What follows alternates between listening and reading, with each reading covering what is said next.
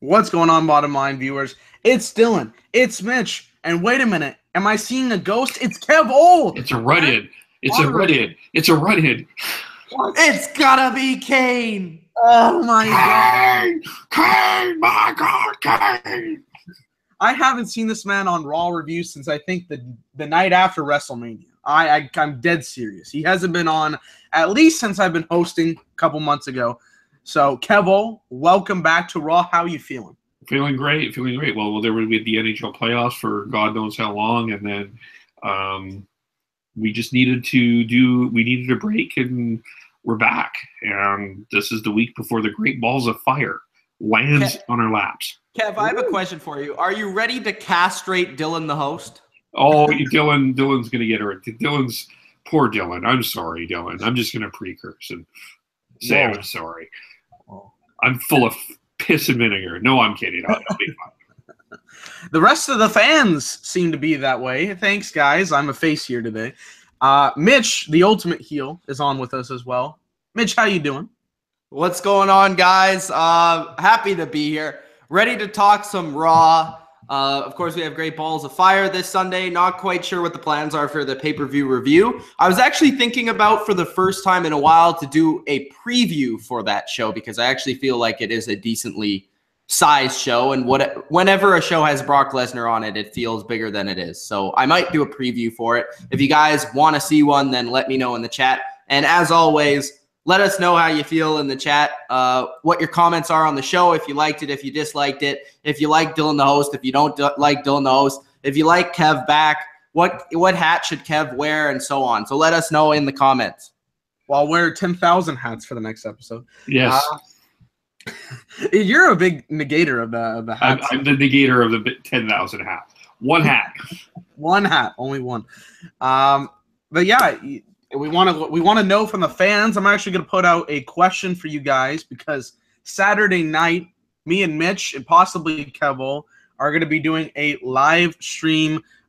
We the People podcast. We're kind of redesigning that whole thing because it's been pretty much non-existent lately. So we're going to do something different with it. We're going to do a live watch along of a pay-per-view. Basically, you watch with us. You go on there.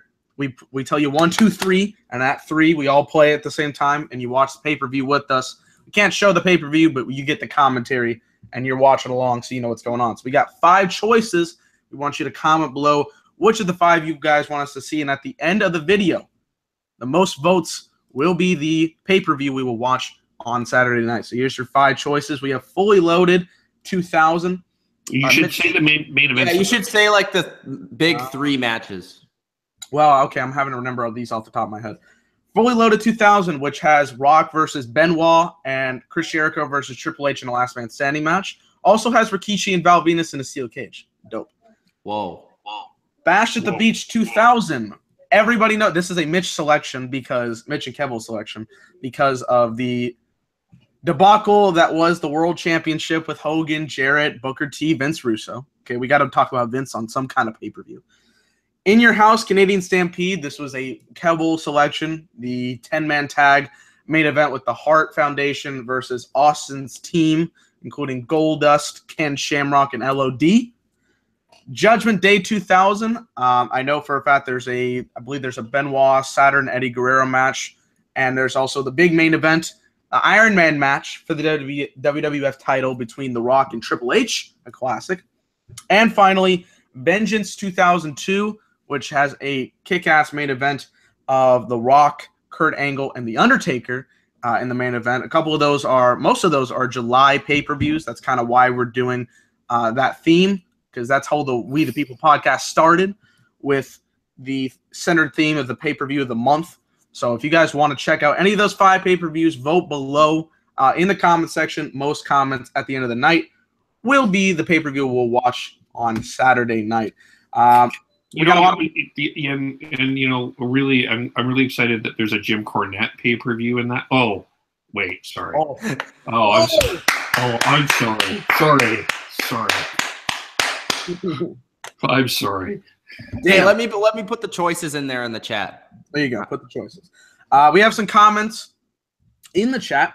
Katana says it was a good show. Lots of bad stuff, but there was some good things. Also says Joe Lesnar, Reigns Strowman, and the Enzo and Cass storylines were the bright spots tonight. Women's tag match was meaningless. As usual, didn't care about the cruiserweights. I feel bad for Bray and Seth. They are in a complete filler feud. Interesting thought there. Destroyer says Raw was okay. Your fan, Arian Kevole, says, fuck, Kev is back. Can it get any worse? Wow, that's really good. It could get worse. What year was the Bret Hart one? The Bret Hart was 97. 97. Yeah. That's really sad. that's just really sad. Katana says, welcome back, Kevole. So you do have one fan. That's one fan. Yay. Bodo says, hey guys, just popped in to say hi. Happy late Canada Day and happy 4th of July. Well, thank you. That appreciates all three of us here. He said, Destroyer says, y'all did SmackDown versus Raw early. I missed it. Sorry. That's kind of like our schedule. We'll probably do another one tomorrow, hopefully during the same time. So check that out. And yeah, so let's go ahead and get into the show. You guys can vote along down there. But some interesting things happened on the Go Home show. 2 great balls of fire.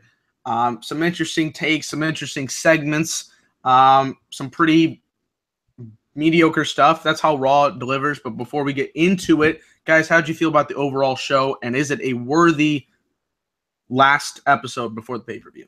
Mitch.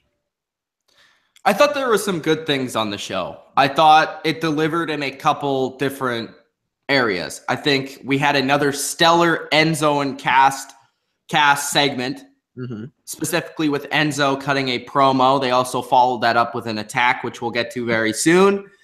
They did well, I thought, with Joe and Lesnar for the most part. I don't know if I need to get to the part where it was bad because I talk about it every week. I thought R-Truth and Goldust was interesting. I thought the Bray Wyatt promo was interesting. Reigns and Strowman was okay. And there was one more thing. Oh, no, that was it. No. Yeah, that was pretty much like there were some interesting segments that there are some things to talk about there. And then there was only probably one good segment. Maybe you could also add the Lesnar and Samoa Joe one. But once we talk about it, we'll get into the reasons why and why not. But it was I don't know if it was as good as the last couple of weeks. It was not a quality go home show, but it wasn't terrible either. Okay. I'll say that. We'll get into this. I think there were some really good things. There is some confusing things. There is some overrated things. And there is, I think, I'm famous for questions, but my question is what is the main event? Lesnar. What's the last match? Lesnar. Really?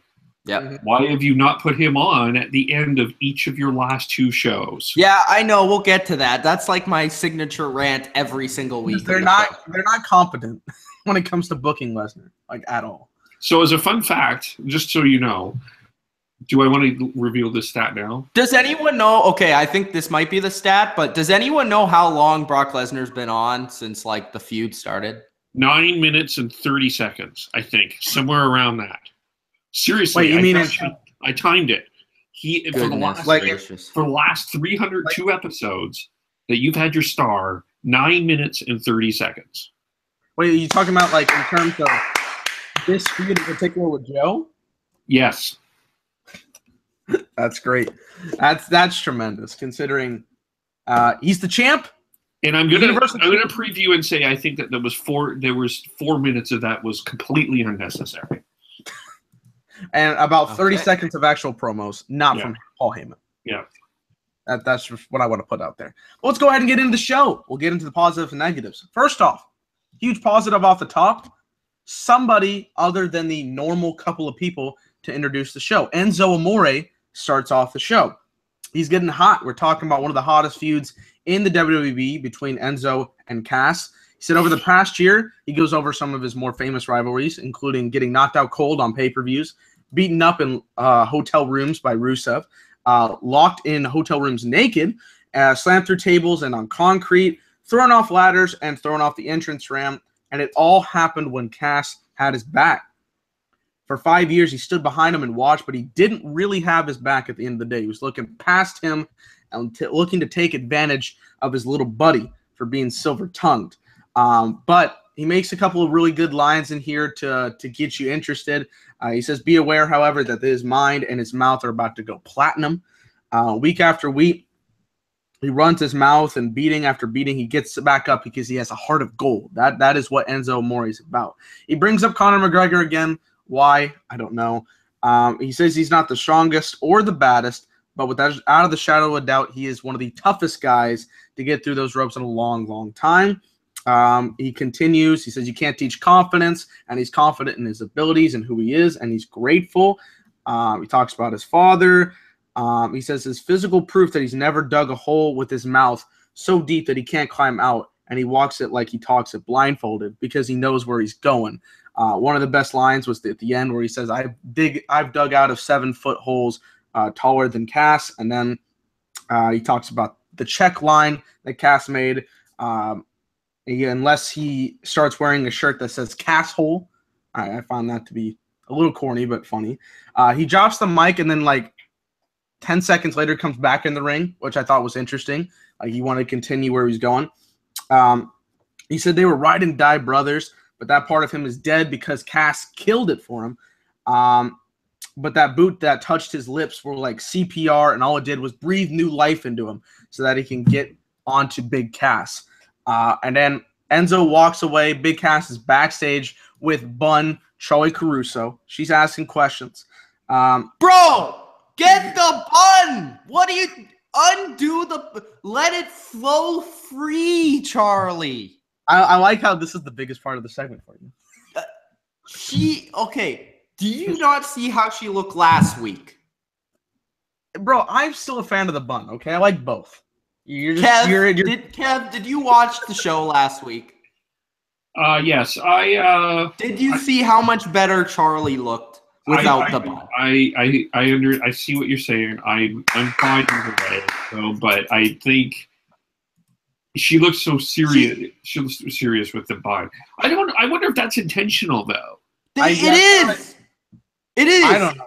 It's intentional because it was if it's bun, it's serious promo, and if it's non-bun. But doesn't a bun mean I'm going out for a jog or like I am going to sleep? Bun? I don't know. I don't have a bun.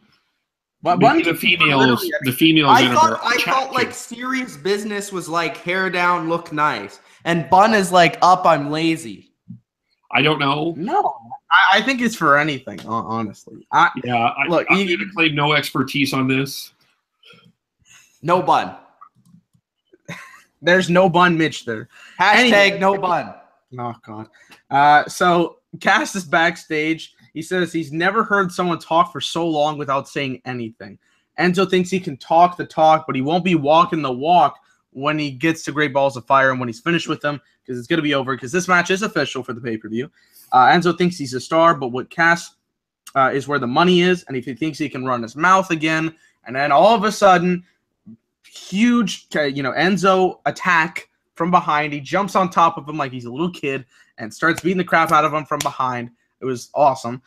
Just getting his punches in, knowing that he's probably going to get his ass kicked on Sunday, but he's getting that cheap shot, if you will, because he's got the emotion driving through him throughout that promo. So it was a longer promo. That segment probably went about 15 minutes, but that's how the normal opening promos go. Enzo spoke with heart. He spoke with emotion. He spoke about the pain that these guys have been through and basically building it up for one more week before the pay-per-view, which is what you're supposed to do. Enzo, to me, is one of the best promo guys in the company. He can sell you on anything. He can sell you on this idea that you're supposed to believe that these two great guys are now not a tag team, and you're going to want it because it's a great feud. The story has been there. And here's the thing about this. A lot of these feuds with other wrestlers are kind of just thrown together. A lot of the better feuds in the last year from WWE come with a lot of storytelling, and that's not a complicated process, or it shouldn't be. the Chris Jericho, Kevin Owens storyline was great, and they brought it up at Mania. That was one of the better things they've done in the last year. They've done a lot of, if they can put a lot more story emphasis on storylines, it would make this show a lot better. It's easy to say, but it's apparently to them it's hard in execution. So for Enzo, great promo, got me more invested for the match. Let's go to Kevole first on his thoughts on this Enzo promo. Yeah, I really enjoyed this promo. I know that I'm going to start with saying I think that people are expecting that the big Cass is the one that's going to get the push. I'm actually going to argue that I wonder if it's not going to be, and people are assuming Enzo's lost, but I don't know about that. I think that Enzo's got a lot more. I feel Enzo has a lot more to offer than Big Cass. I think he's got a lot more versatility. I know that he's not the greatest worker in the ring. He doesn't have a lot of those abilities, but he still, I think, has a lot to offer. He cuts great promos. He's a tremendous actor. We saw that in those vignettes with sensitivity training and with Lana.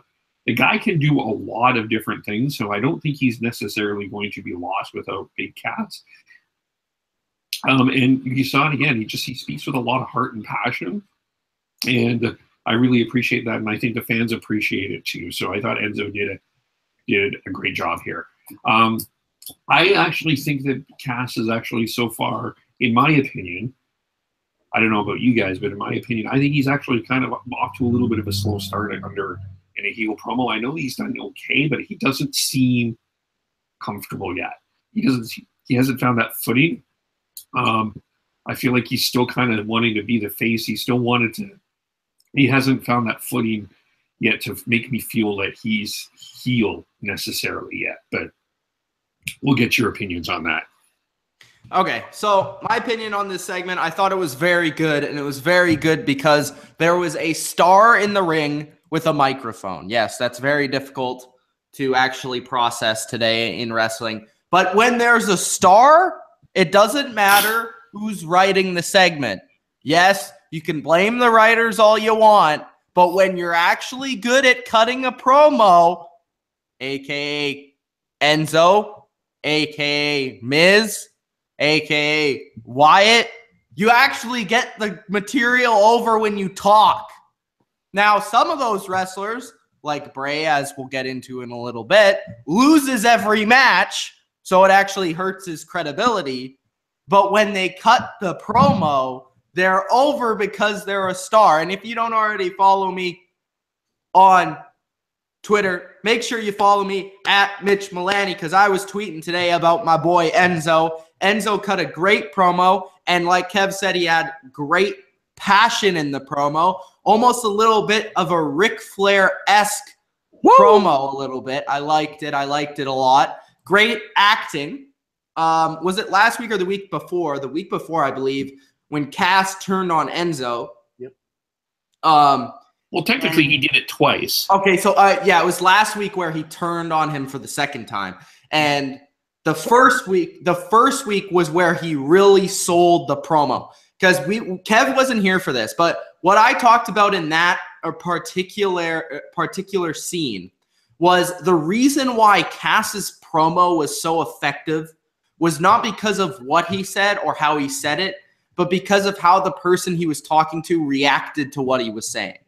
Enzo had the drama, and Kev knows this because he's a little bit of a actor himself. So you got to sell the scene. He had a little bit of a tear in his eye, right? So I thought Enzo has been excellent. He's been carrying this feud. I do like Cass, though.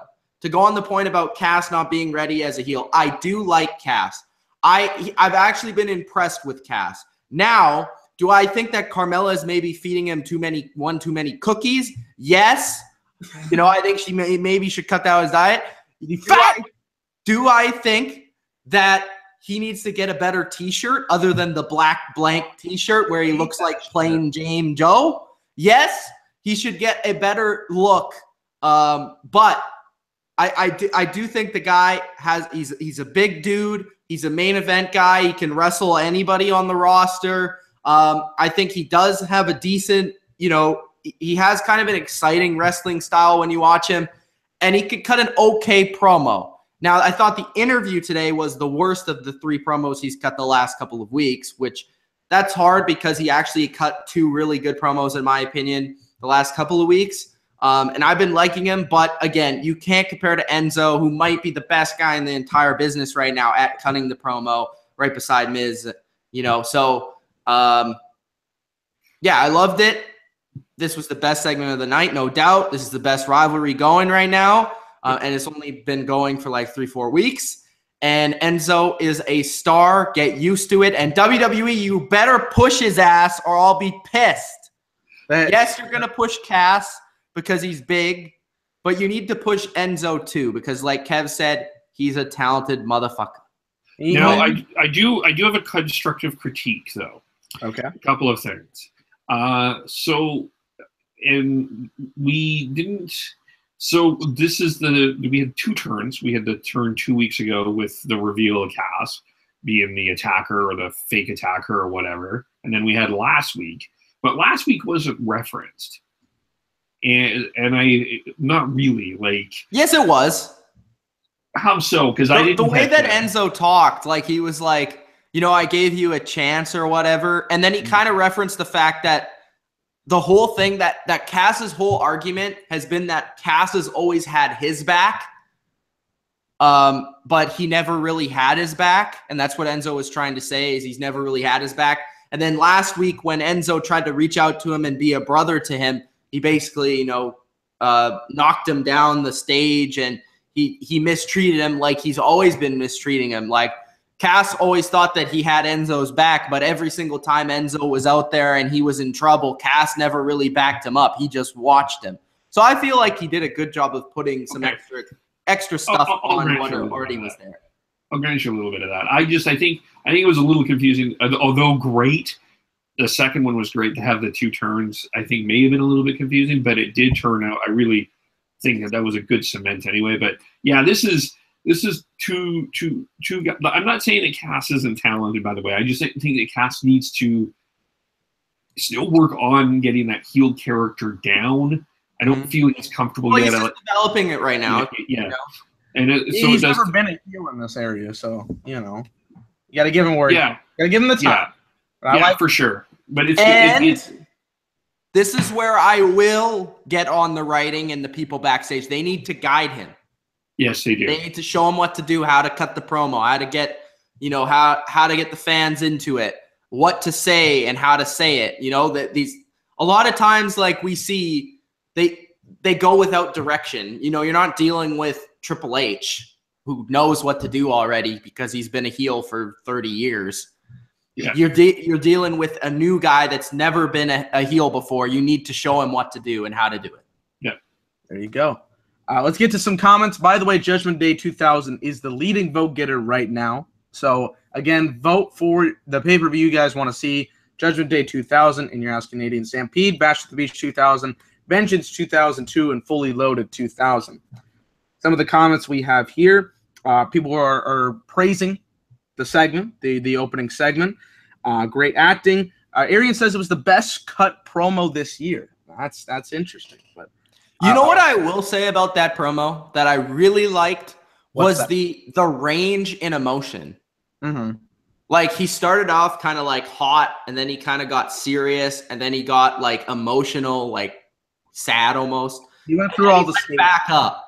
Yeah. I like that's hard to do too. Yeah. Yes, that's true. Chauncey asked if I watched the New Japan show because this man is a mark. I did watch the Okada versus Rhodes match. Other than that, no. I know your boy Mitch did. Katana says I can't.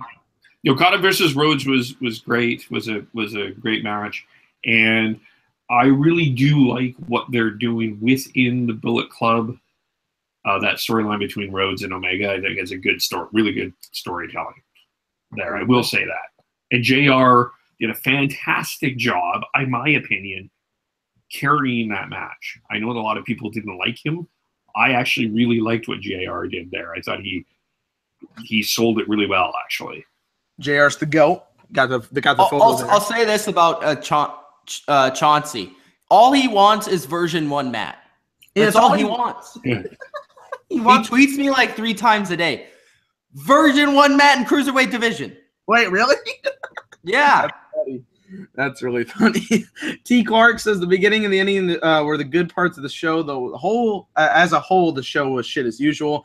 Alexa Bliss has gotten boring recently and proven that she is overrated by smarks. Oh, we're gonna get to that. We're gonna have an argument. We're gonna have an argument. What about who? Bliss. Alexa Bliss. Okay. Arian's not your biggest fan. He says, "Can we sell Kev and buy a time machine and go back to 1999?" Get to these comments, man. They're good tonight. There are some pretty good comments. Oh, am I the heel tonight? I'm not even looking. Destroyer says, "Dylan, I like you more than Kevin, and I really don't like you." Well, that is a praise. I really hated. Wow. Chauncey says, "Oh my God, Dylan, you talk just like Enzo Amore. Do you ever stop?" No, I never stop. Never. Destroyer then goes with Mitch versus Dylan versus Kevin. We need that shit now. Arian says Arian says it's the certified G shirt upside down. It's not. It was blank. It's blank. It might be inside out, but either way, it's still a stupid T-shirt. Fuck. Odo says you have a man crush on Enzo, Mitch. I don't know. Maybe I do. You got a problem with that? Hey, no, I got no problem. Crypto is in the chat. Yo. What's up, brother? Bodo says the writing sucks because of Triple H and Stephanie because of too. I'm guessing he's saying it's too restrictive on their part. I just think they need more freedom. You know, when Enzo can cut a promo and speak his mind, I think that shit gets over. So people need to have more freedom and not have like a fully 20-minute promo scripted and written out for him. And they're like, all right, go. I think that people just want. I think what we'll get to another promo that I think hit the spot on this, but I think that people want some authenticity, and that's what Enzo brings, and that's why I think people really like him, is because there's a lot of authenticity to his character. You know what?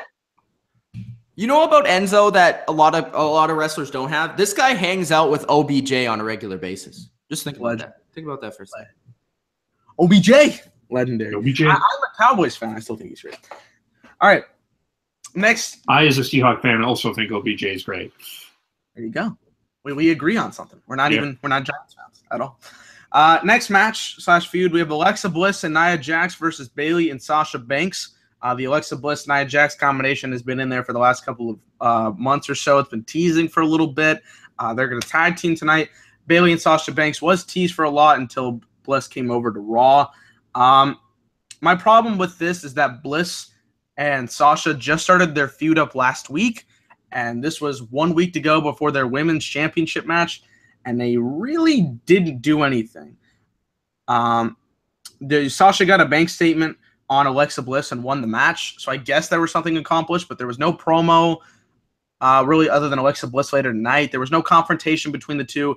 It was just a kind of a sloppy thrown together tag team match where it's going to be forgettable by the end of the show. So I wasn't a big fan of having this match on the show, and it really didn't cause any tension for me for the women's division. You guys got any opinions on this match?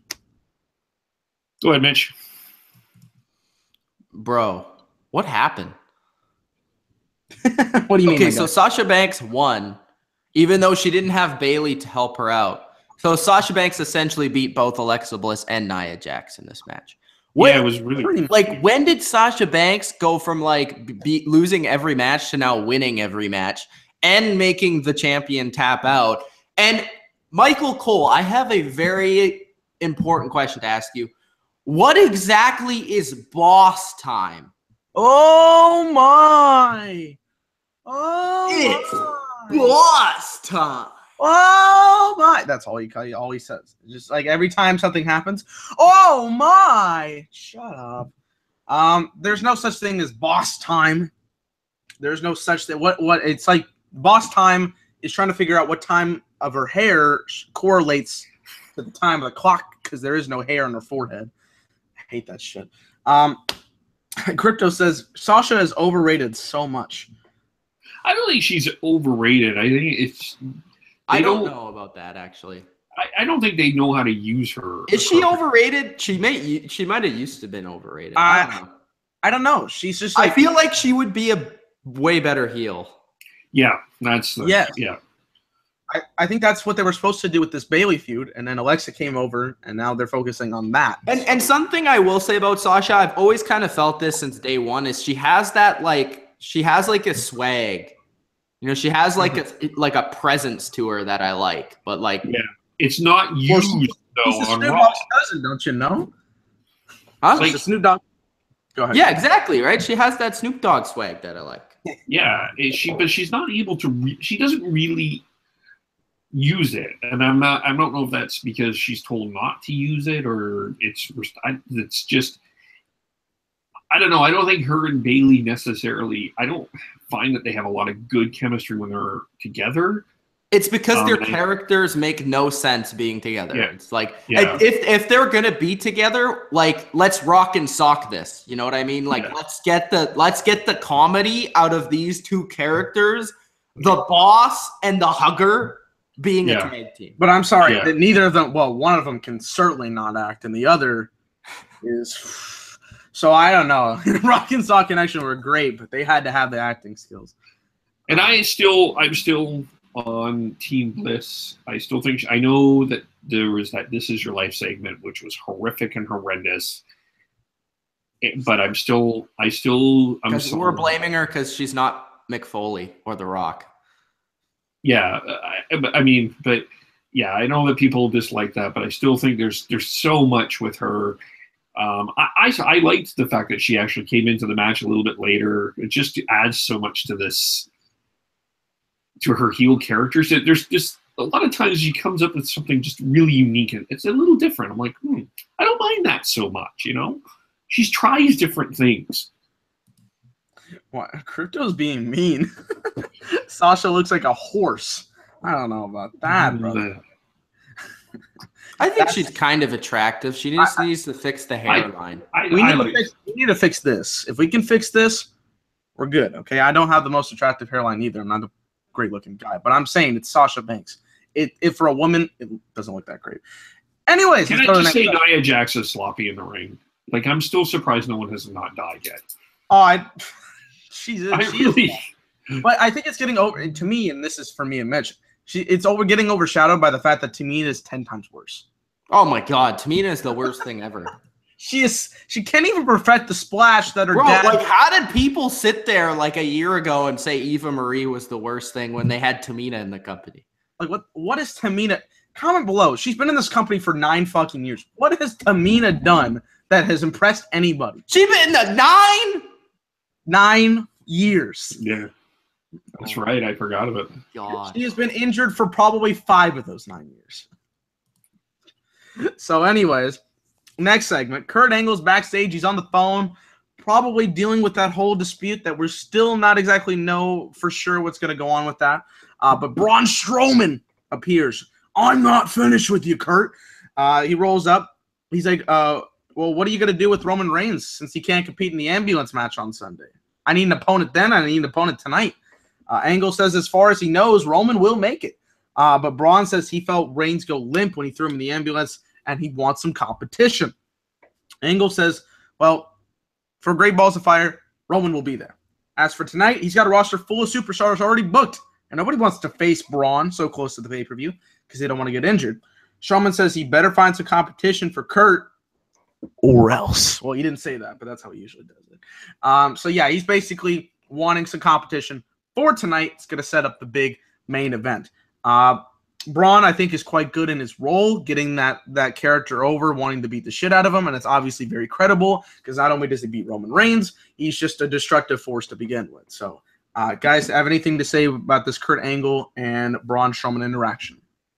The highlight for Braun is later. That's all I'll say. All right. I do want to say this about Braun. I like him, but I want to see him after Reigns. And I'll elaborate on that when we get to the Reigns segment. I do want to see some other interactions with Braun Strowman, but we'll see that after this pay-per-view. It does feel like that one has gone on a little bit too long. It started up before WrestleMania, and then they went their separate ways for their Mania feud, and then this has been going on after since Mania. So it's gonna end Sunday, so we'll see. But I've been liking it. We get a video package of Lesnar and Samoa Joe. We'll talk about that feud when the interview comes up. This next segment, I will bring it up. If you guys have anything to say, we got 5 seconds. Go ahead. Cedric Alexander versus Noam Dar.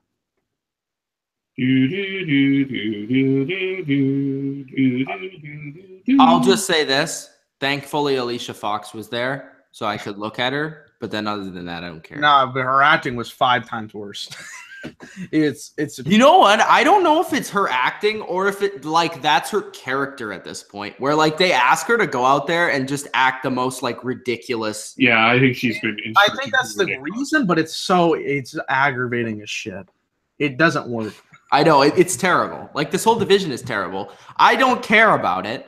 I don't know why it still exists, and I certainly don't know why it's on Raw. You have your 205 Live show. Keep it on 205 Live. You're driving viewers away from Raw. Thank you. Bye. The only thing that should be on there is the Cruiserweight Champion. That's it. That's literally all that needs to be on there. For the Cruiserweight. And also, can I just... This thing has been going, this Cruiserweight division, what, 10 months? Almost a year. We're close to a year, 10 months? We're close. Actually, the Cruiserweight Classic started up last year, this time around. So, God, these storylines are taking forever to finish. Like, how long has this Cedric Alicia Fox has been? This is 10 months. This has been going on forever. Far too crazy too long. It's awful. It's just been going on for ever and ever and ever. They can't do anything normal. All right. I'm not finished with you, Alexander. Yeah. Oh, shit. Alicia Fox. All right, next segment. Miz TV. We can get into something that I actually care about. Miz, Maurice, and the Miz Taraj occurring with Curtis Axel, Bo Dallas. You guys don't remember last week? Or no, was it last week or 2 weeks ago? I think. No, it was 2 weeks ago. Curtis Axel and Bo Dallas joined the Miz Entourage. And then last week we had the greatest segment of all time with the LeVar Ball and the Ball family. Last week, Miz brings it up. He says last week he brought the ratings up with this controversial interview with the Ball family. Controversial because one of the sons actually said the N-word on television. Exposing them as overhyped and soon to be forgotten. See, he says he knows talent. That's why he took Curtis Axel and Bo Dallas. Thank you very much. From supporting players to featured stars. And there's no bigger loser than LeVar Ball. He says, how embarrassing can you get walking around topless like a raving lunatic? Miz scoffs at the idea of Dean Ambrose representing the Big Baller brand, since the only thing Dean represents is wasted potential. And a lot of these promos that Miz has been cutting on Dean Ambrose, to me, feels like pot shots from the company to tell Miz, hey, we want you to express how we really feel, but we can't really say it, so here you go. Because they always talk about how he's lazy and complacent, and in this promo, he said when Ambrose first came to WWE, everyone in the locker room saw him with promise, his toughness, his unorthodox charisma, and that he was going to be the next Roddy Piper. But we were all wrong. We got the wacky, goofy Dean Ambrose who likes to crack a joke every once in a while, which is absolutely 100% true. Every time Ambrose was in the main event, he caved under the pressure, and everybody saw it. But Miz says that he revels in that pressure, and Dean can't be a top guy like him, making the Intercontinental Championship relevant. Dean Ambrose comes in. He says after the train wreck last week, he thought we might never see the Miz TV again, but here he is. He makes a couple of more jokes, of course. He says he thinks he's got Miz figured out, or Miz has Dean Ambrose figured out, but he's still hiding behind 2 bodyguards, and he wants his rematch for the IC title. Then all of a sudden we hear Heath Slater and Rhino come out. Kind of interesting. You're wondering what's going on with that. Heath Slater says, you know what? We need to be disrespectful, but the last man to beat the Miz wasn't Dean Ambrose. It was him, which is funny because he got knocked out and got his arm put over by Dean Ambrose, but of course he won't put that over. He's never actually had a shot for the IC title, and he's been here for 8 years. He's got a family, man. He's got kids, which I find weird. Like, doesn't most of the roster have kids? I don't know how that's a thing, but he needs to put things on the table because he has to support his family. Dean says that's nice, that's cool and all, but get in the back of the line. Miz says we're not going to let that happen. I'll define the IC title on my terms. Kurt Angle comes in, tells the Miz he doesn't get to say when or where he competes. Kurt Angle does. Miz tells him that Miz goes on about his personal problems, Kurt Angle's personal problems with Corey Graves. He says, go talk to Corey Graves about your personal troubles and stay out of my business. And Angle really gets on to Miz about this, which I thought was great. They fire back at each other. Miz says, you know what? I'll let you do your thing. I'll defend the title against one of them at Great Balls of Fire, says. Angle says, well, let's do both. You're going to defend the IC title against Ambrose at Great Balls of Fire, but you have an IC title match right now against Heath Slater. And basically the Miz is in his crazy tuxedo outfit, so he's not really wrestled and competing for a match here. He's not really ready. But we do have Heath Slater versus the Miz for the IC title. Actually, a really good match, really interesting because they try to build up the story. Of course, it wasn't going to happen, but a lot of tomfoolery on the outside. Heath Slater and the Miz and all that, and Dean Ambrose was coming out there, but Miz wins with the skull-crushing finale at the very end to retain the IC title. So that's how it basically goes down. I enjoyed the promo for what it was. This feud hasn't been great considering all the craziness that's been going on with it, how much I don't care about having this match for the 5,000th time, the LeVar Ball schedule, which I like the LeVar Ball segment for sure, but it kind of derailed this whole feud for a week. It's just been kind of hit or miss for me. So I want to get your guys' opinions. How do you feel about this feud? How do you feel about this promo? We'll go with Mitch to start off on this one. Okay. I tweeted this today. The Miz is the best wrestler in the world. Go ahead, at me. Whoa! Is that it? All right. Kevole, what do you got to say about this segment? Wow. I'm gonna wait for. I want to hear Mitch's explanation on that. For me, I thought what I liked about this segment is they did build on the LeVar Ball segment. Mm-hmm. He and I think that there's a potential to continue that storyline in some way, shape, or form. For all the people that hated that segment, LeVar Ball, and I'm not a LeVar Ball fan. I'm not a big fan of this guy's approach, but I will say that this guy was able to pull off a really natural character. I thought he was. I really enjoyed him. I really actually believed him, and I thought there was a lot of potential there. I thought the Miz cut a really strong promo, and then Dean Ambrose comes out, and yeah, you're right, Dylan. There's a lot of realism there. I think there was a little bit of pot shots back to the Miz from Dean Ambrose about his role or whatever. So I both think they're both taking pot shots at each other. I just, I don't know what it is. I know that people seem to, the fans like Dean Ambrose. There were a lot of cheers for the Miz tonight, though, during that promo. I don't know if you noticed that, but the crowd was starting to side with him a little bit more than usual. Mm-hmm. And I just feel like, I don't know. I just feel like Dean Ambrose is. It's funny how, although this feud has been so long, the Miz still feels like he has some sort of freshness to him, even though it's a stagnant feud. The Miz is doing all he can to keep himself fresh. He's giving. It's almost like he knows he's giving himself options. Potential with Angle, potential with Ball, potential with Maurice, even that split. There's some options and things that you can do with Miz. I just look at Dean Ambrose, and I look at this guy, and I feel like he's stuck in Dean Ambrose land. Like, he's just going to be this silly, goofy heel that wears costumes and does mounty things and amuses us. But we also, part of us will remember that this guy was the first selection almost a year ago in the WWE draft and had the championship. And just feel like there's such a disconnect.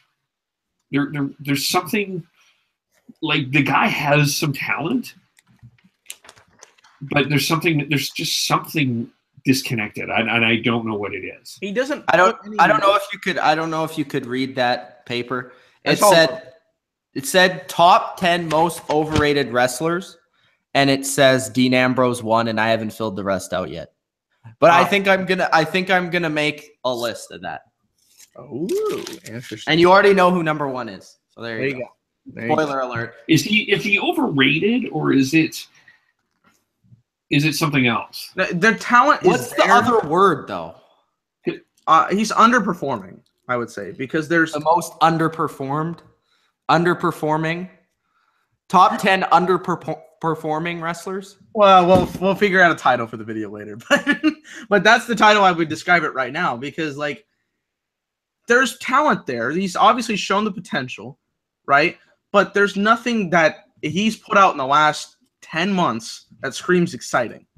Like, what has the guy done for promos that has gotten you interested? Nothing. The list of Milani, says Arian. The list of Milani. You just made the list. And also, Redman gave me my number 2. Thank you, Redman. That's actually pretty good, number 2. Only by the actually no.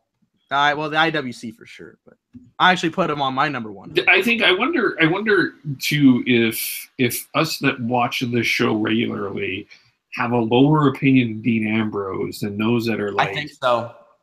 The kind of the casual fan. I think he's more over with the casual fan because they don't have to deal with him every week. Yeah. It's just there's character there, but they never do anything. But another thing about Dean Ambrose is he doesn't make you watch every week. No. Some casual fans might be like, oh, I kind of like that Dean Ambrose, but I'm not going to watch next week because of him. And let's talk about the best wrestler in the world, The Miz. Mike The Miz. Not only is he great at fantasy football, not only does he have a super hot Canadian wife, but he's Mike The Miz. He's the greatest heel in the business. He's the best talker. He's probably one of the top 3 talkers, if not the best talker in the business. Mm-hmm. He puts on great matches. He has great feuds. And the number 1 thing for being the best wrestler in the world, he gets the most out of the wrestlers that he feuds with.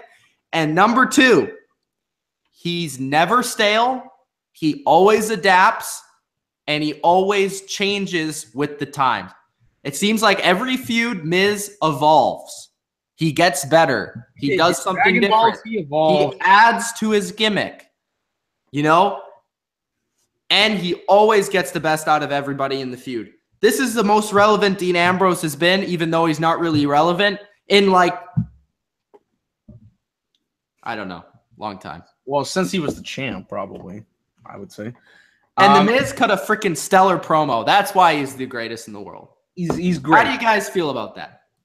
I don't resonate with him being the best in the world.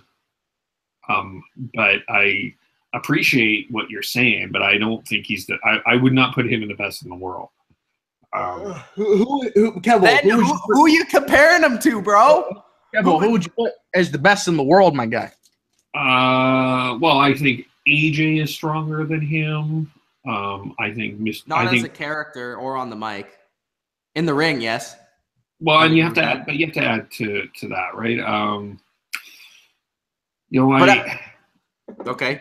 Let him speak his list. You know, I know that I think Owens is a strong talker. I mean, I know he's not better than Miz.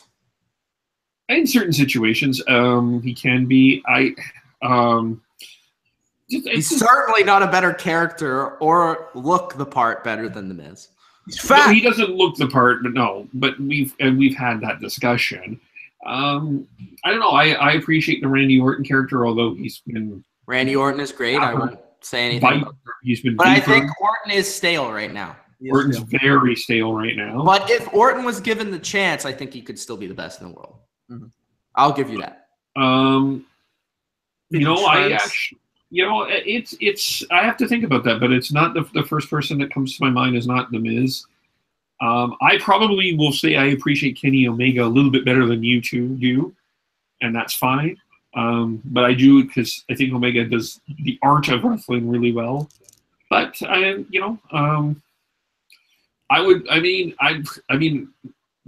now I think about it, maybe Braun. I would still say Braun may be a little bit better in WWE overall, and Brock, you know, for all that he is. But I find to be Kenny Omega. I meant recurring. I meant like every week. I find Kenny Omega to be a prick. I'm just putting that out there. I put it on my Twitter. I think he's a self-egomaniac. But that's my opinion. Let's get to some of these comments here. Braun is pretty good as well. I will say that as well. Let's see. Roman is better than Braun. You need to give him the credit he deserves, bro. We're gonna find out more once this feud is Roman over. would be in my top 5, so I'm just saying that. Okay.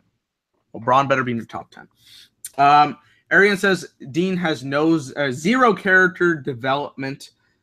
Chauncey's still going on about Matt Hardy. We'll let him have his fetish there. He asked if we are Miz guys. Yes, I'm a Miz guy. We are Miz guys. Let's see here. Katana says Marky Mark's #1 would be Roman Reigns in a parallel universe, perhaps. I don't know about that. Mr. Mike 307 says uninspired. I think that's the correct term that we were looking for there. Let's see here. I don't even know if it's uninspired. I think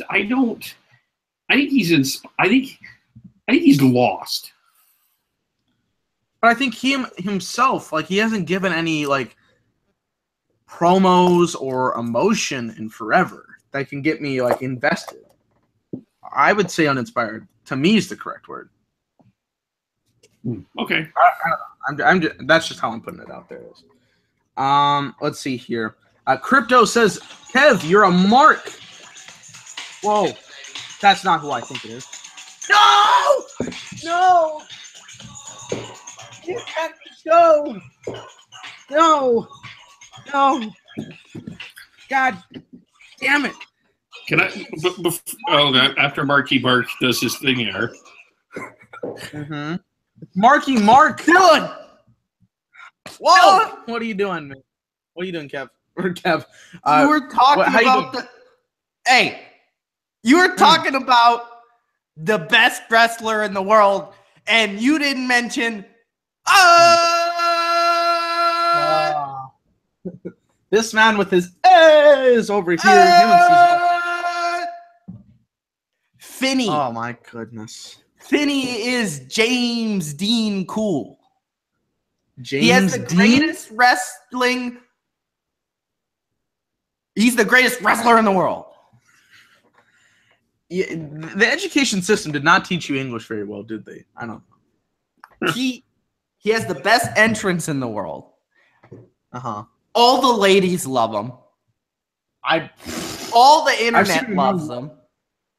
He did great stuff in Japan. He's the greatest NXT wrestler of all time. There is a reason why you have 2 words. #1. Then Shinsuke is #2. Uh-huh. Yeah, #3 is Kenny freaking Omega. Oh, yeah, totally. 6.25 stars. Oh, the Magoo giving you those ratings? Dave the GOAT. Then we have #5. Or as I have 4. Yeah, you forgot a number, bro. 4. Good, Mark. Sammy. The whole numbers correctly. Sami Zayn. Oh, God. #4. Then More at white #5, we have Daniel Bryan. Yes. Oh, Yes. Yes. you're in that D-Bry, aren't you? Daniel Bryan. Pop the collars, He doesn't though. even wrestle anymore, but he's the greatest of all time. We got to pop the collars, though, you know what I mean? Oh, there's Marky Mark with this dramatic exit of this elaborate promo. He's talking about his favorites.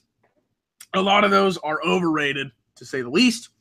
But you know what's that, Kevin? I might say, I'm not a mark, first of all. I don't know who said that. I just appreciate the talent. I'm not like, I appreciate the work that people put in, and that's fine, but I wouldn't put myself as a mark. No. I find myself to be highly constructively critical and intelligent, actually. That's your opinion. I believe you. You're obviously on the bottom line view, so we feel the same. But some people on that the comments can come out there out of nowhere, and they're gonna put you out there. Yeah. They're gonna throw you to the wolves. They're gonna throw Marky Mark out to the wolves because they can't believe Sami Zayn and Kenny Omega as Mitch has returned. I don't know how you let him in the house, but fully loaded. I told you, he's my friend's retarded brother, and sometimes he has key to my house. Sometimes he gets in here. I leave the room to get a refreshment. I wonder where Cesar could be heading. I also want to answer. Somebody asked where he may have Roman on his list, but I'm guessing somewhere between 500 and 650. Yeah, I was thinking. I do have Roman. I have Roman high on my list of top wrestlers. To be honest. Can I hear Kevole's list? Top 10 wrestlers in the or not in the company. Maybe we should make this a video, but let's give them a little bit of a tease. Well, I'm just going off the top of my head. Let's see. Brock, I think, to me, the best in the world right now is Brock. I think all around. Does that, so we're counting part-timers then. So Brock and Cena count, right? Yeah. Okay. So Brock, I may put Braun number 2. Number 2? I may put, I'm just off the top of my head. Like, just some of the stuff this guy has been able to pull off. It's quite something. Like, in terms of just raw talent, Braun has a lot of raw talent. You can't dispute that this is crazy. I really was thinking, since Cody, I'm not putting him at 3. I'm just going to give a list of people I really like right now. But since Cody jumped out of WWE, I've really actually liked him better. I would agree with that, actually. I think he's done really well. I like Okada, too. I thought that both of them, I enjoyed that match. I thought they were good.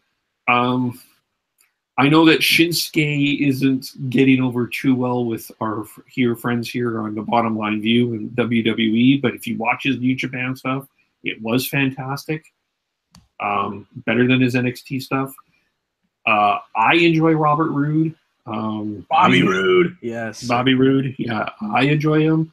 I do too. I enjoy what Omega brings to the table. Yes, I've heard that he can be a bit of a beep beep beep, but beep beep beep. Yeah, whatever a beep beep beep is, and self egomaniac prick. Okay. Yeah. Go ahead. Yeah. Who? And Roman's in there. Roman is. I know that a lot of people, and I will also add. And people can hate him all he wants, but still, John Cena still brings something to this table. He brings ratings. He brings ratings to the. I would like to do. You know how we do the top 100? We did the top 100 wrestlers of all time, right? And we did the top 100 NFL players this year, and we did the top. We're going to do the top 50 NHL players. Why don't we do the top 20 wrestlers? The top 10 most overrated and the top 10 most underrated. How about that? Sure. I just did this off the top of my head. I haven't been thinking a lot about it, but I would say, like, just thinking about it, I would put Brock number 1. Banger. That's all I wanted to say on that. All right. Shit, I almost went Mike. I went mute for a minute. All right. So yeah, those are hot takes from Kevole Ravioli. We're gonna get to the next segment. Turning heel as we speak. To be honest, I don't even know where we're at. You can continue. Again, I'm throwing it out there. The pay-per-views that we're going to do on Saturday, vote right now. Fully Loaded 2000, Bash at the Beach 2000, and your Ass Canadian Stampede, Judgment Day 2000, or Vengeance 2002. One of those will be watched on Saturday based on your votes. Next, we go back to commercial, and Apollo Crews is backstage with Titus O'Neil. I have not been the biggest fan of this feud for the last couple of weeks, just basically because it's been repetitive and they haven't done anything new with it. Titus O'Neil is basically saying that you should take the challenge for Braun Strowman because it will give you credibility. He talks about his daughter, whatever. If anybody wants to say anything about that, they can, but I don't have much to say on this segment. Poor Titus. That's all I say. Well, there you go. That's one way to say it. By Mitch's mute, I believe he will not say anything on the segment. Gold Dust is in the ring. I've actually really liked this segment. This was one of my favorite segments tonight. He's in the ring for his premiere of his latest and greatest film. He was in the director's chair. They actually had a full-out chair. He says he thanks the little people before thanking R-Truth specifically, because if it wasn't for him at not being so naive, jealous, and selfish, none of this would have been possible. With this film, he does the one thing R-Truth has never been able to do himself, and make him a star. The only thing that shines brighter than a star is gold, and that is the shattered truth. And he rolls the footage, and this is actually great. Me and Mitch were talking about this last week, that they should implement the camera angles that we didn't get to see last week onto this week's episode in some kind of dramatic film, and they did, which is awesome. They showed what the cameraman was doing. And what they clearly watched the bottom line view. Yes. They watched it last week for sure. They need to do it more fucking often, because we obviously rant about their show quite often. But yes, somebody, I think Dewey was somehow got to create a footage. Bro, F Dewey. Whoa! Guy's done nothing. That is hot take. What do you mean F Dewey, bro? He's been locked up in the cage. He can only say one thing every 4 months. I mean, God, don't hate on the guy. Shit. But we see the footage. It was really cool. We cut back to the ring, and Goldust is sitting in the middle of the ring, but behind him is R-Truth with a bunch of popcorn. Get it? Because it's a movie reference. And he throws popcorn in Goldust's face, starts going in on him, trying to attack him, and throws him into the ring post, and the segment ends. I thought this was one of the better segments of the night. Of course, like I said earlier, when they do storytelling, it makes the storyline better. And while these are not necessarily like headliners of your pay-per-view, that's a great mid-card feud, and you're interested to see what they're going to do with it because of the film that they did this week and everything in between. So I enjoyed it because I was invested in it. So I enjoyed the segment for what it was. What have you guys got to say? We'll go with Kevole first. I'm going to make hot take number 2. Goldust Comeback Wrestler of the Year 2017. The second time in this decade that he will win it. I just think this resurrection of this character it's been a lot of fun to watch the creativity, what he's done, the director's chair, the camera. He even tweeted that next time I'm in the ring, I want a gold microphone, which would be awesome. There's so much fun stuff that you can do. I think he's the most unique character on the roster. I think he's far more interesting than Bray Wyatt. Yes, I said it. No, Whoa. Whoa. Yep. No, he's not. Yep. Just the way that they've been booked, yes. Not but okay, I'm gonna write down my overrated wrestler, and his name is Bray Wyatt. Anyway, we'll get into that. But I really enjoy it. Where are you going? That's what we call a run out, people. I ran the host out. That's the second time I did that. But I've enjoyed Goldust, and I think it's even helped Art. I mean, R-Truth hasn't been. It depends if you're.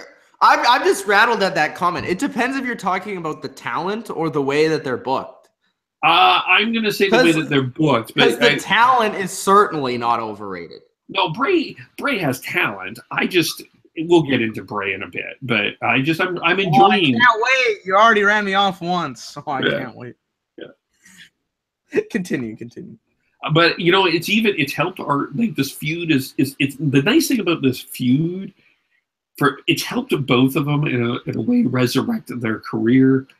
I think R-Truth has given a lot to the WWE, and I think he's been underappreciated what he's done, and this is a nice little bit of resurrection for him. It hasn't been spectacular for him, but I've enjoyed this feud for what it is. I'm not saying it's the main event feud, but I've enjoyed it. Yeah, it's been entertaining. Mitch, thoughts? Because we talked about this last week. This is what we thought they were going to do. I think it was okay. It was. I like that they had the kind of the video and they went with the gimmick. They had the whole premiere thing going on. It was kind of the predictable finish to it. It was okay. I love Goldust. I've always loved Goldust. I say this every week. Goldust, one of the best characters of all time. Never really reached its character ceiling.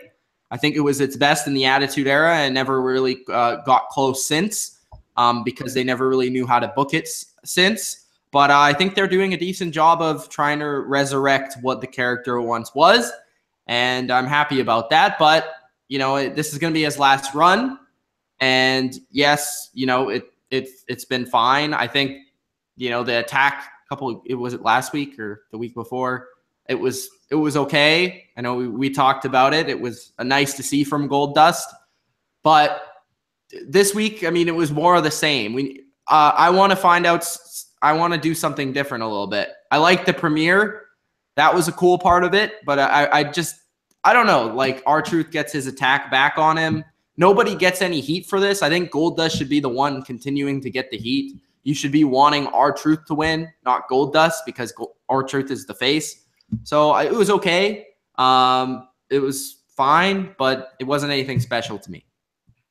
I'm going to wait on it another week. I thought it was entertaining, but I think there's going to be more to come with that. So that's what I'm going to say. Yeah, you did take it to another level, I think. I do agree with Mitch on that. But I think what they're doing some really unique stuff with some of the mid-card, actually. I think, I think the mid-card has actually been some of the best stuff on Raw that I've enjoyed recently. Mm-hmm. Well, we've been talking, me and Mitch have been talking about it the last couple of weeks. Their title feuds haven't been all that great besides their world title feud, and their mid-card titles or mid-card feuds with actual feuds with no stipulations have been really good. So that's kind of been the opposite as of late. But yeah, I think it's interesting. We have Kurt Angle, who is again on the phone. Not one of those unplugged ones that we saw from a couple of months ago. Thank God. What's up, I have a question, though. I do want to ask a question.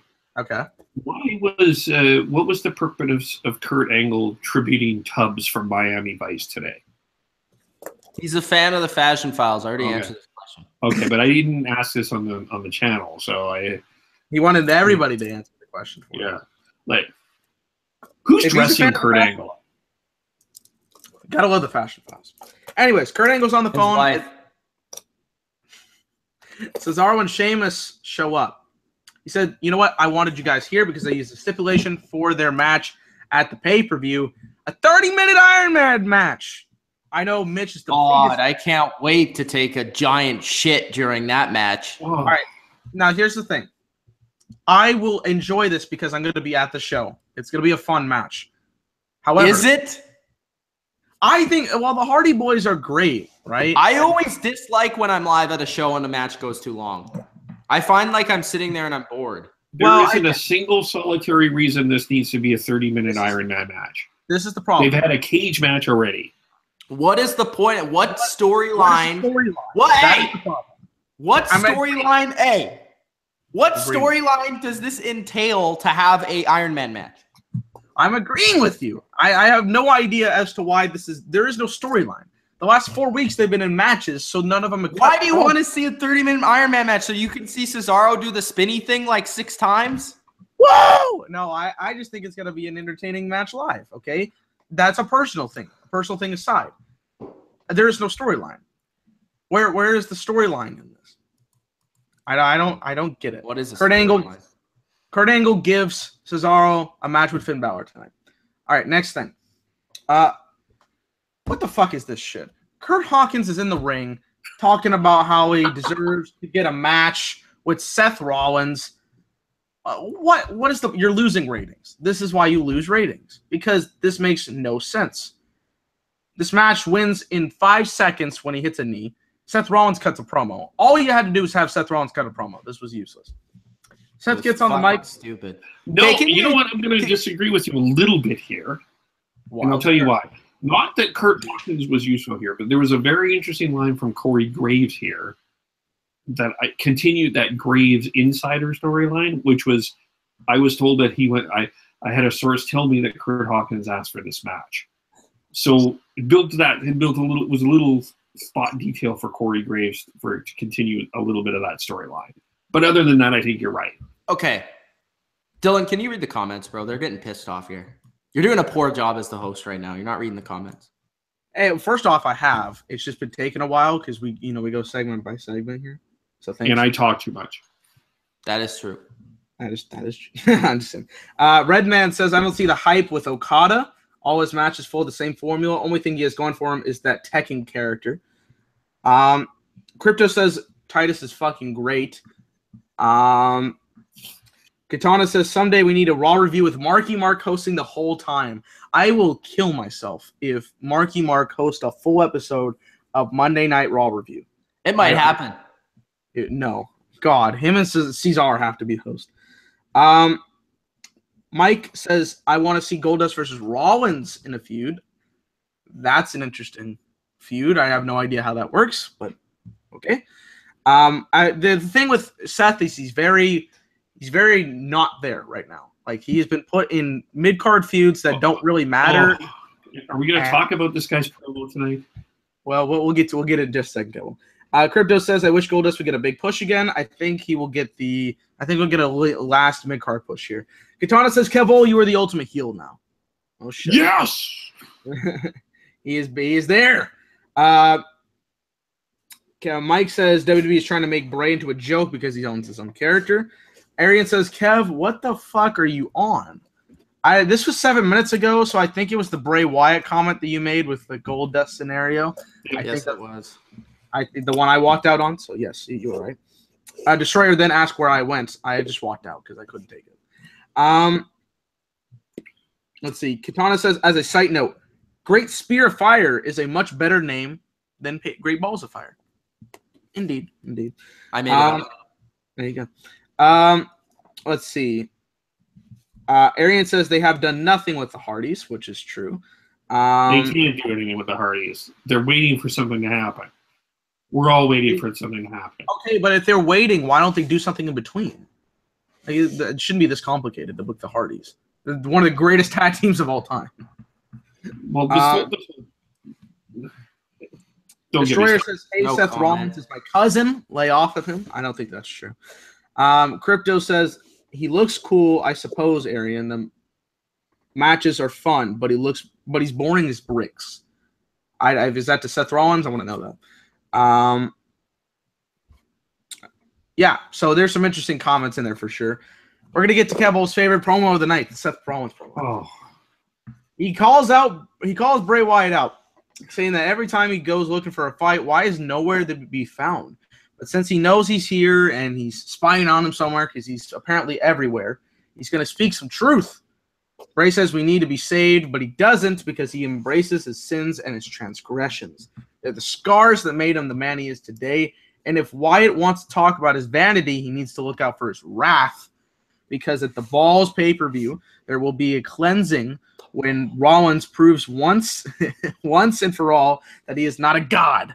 And after the pay-per-view, there will only be one question. Is Bray a man or just a coward? Kevin, why do you hate this promo so much? It's fucking boring. It's complete. Yes, it's boring. There's this religious sort of undertone that I don't even remotely understand. Somebody was going to come because we said this last week. You think it's because of religion, isn't it? What's wrong with having religion in a fucking promo, Kev? Well, you brought it up last week too. Wait.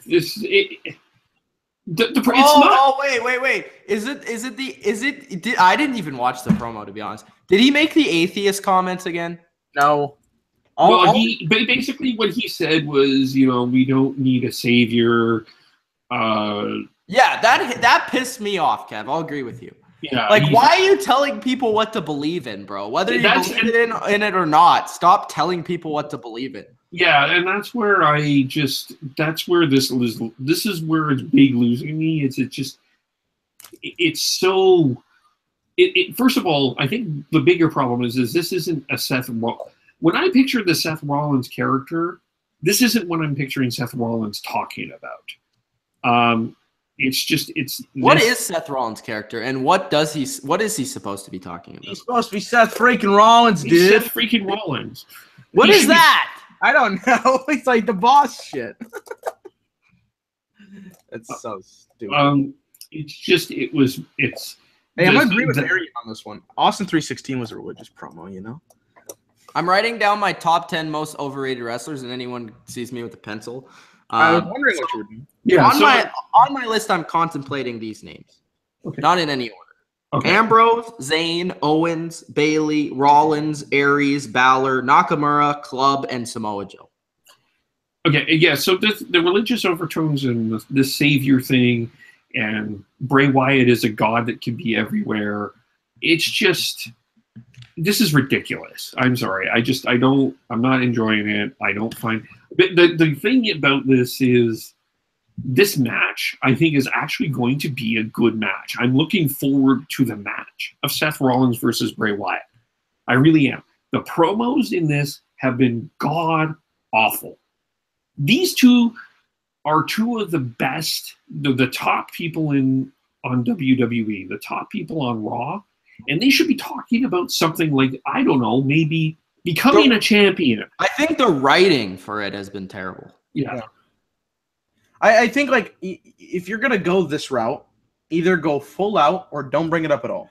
I didn't mind the end of the Bray Wyatt thing. I thought it was cool looking, of course, with the vignette thing. We'll talk about We haven't got to that yet, but I didn't mind I actually liked the end of it. Mm-hmm. The beginning, I was like, what the fuck is he talking about? It took me like halfway until I got it. And then once I got it, I was like, yeah, I kind of like this.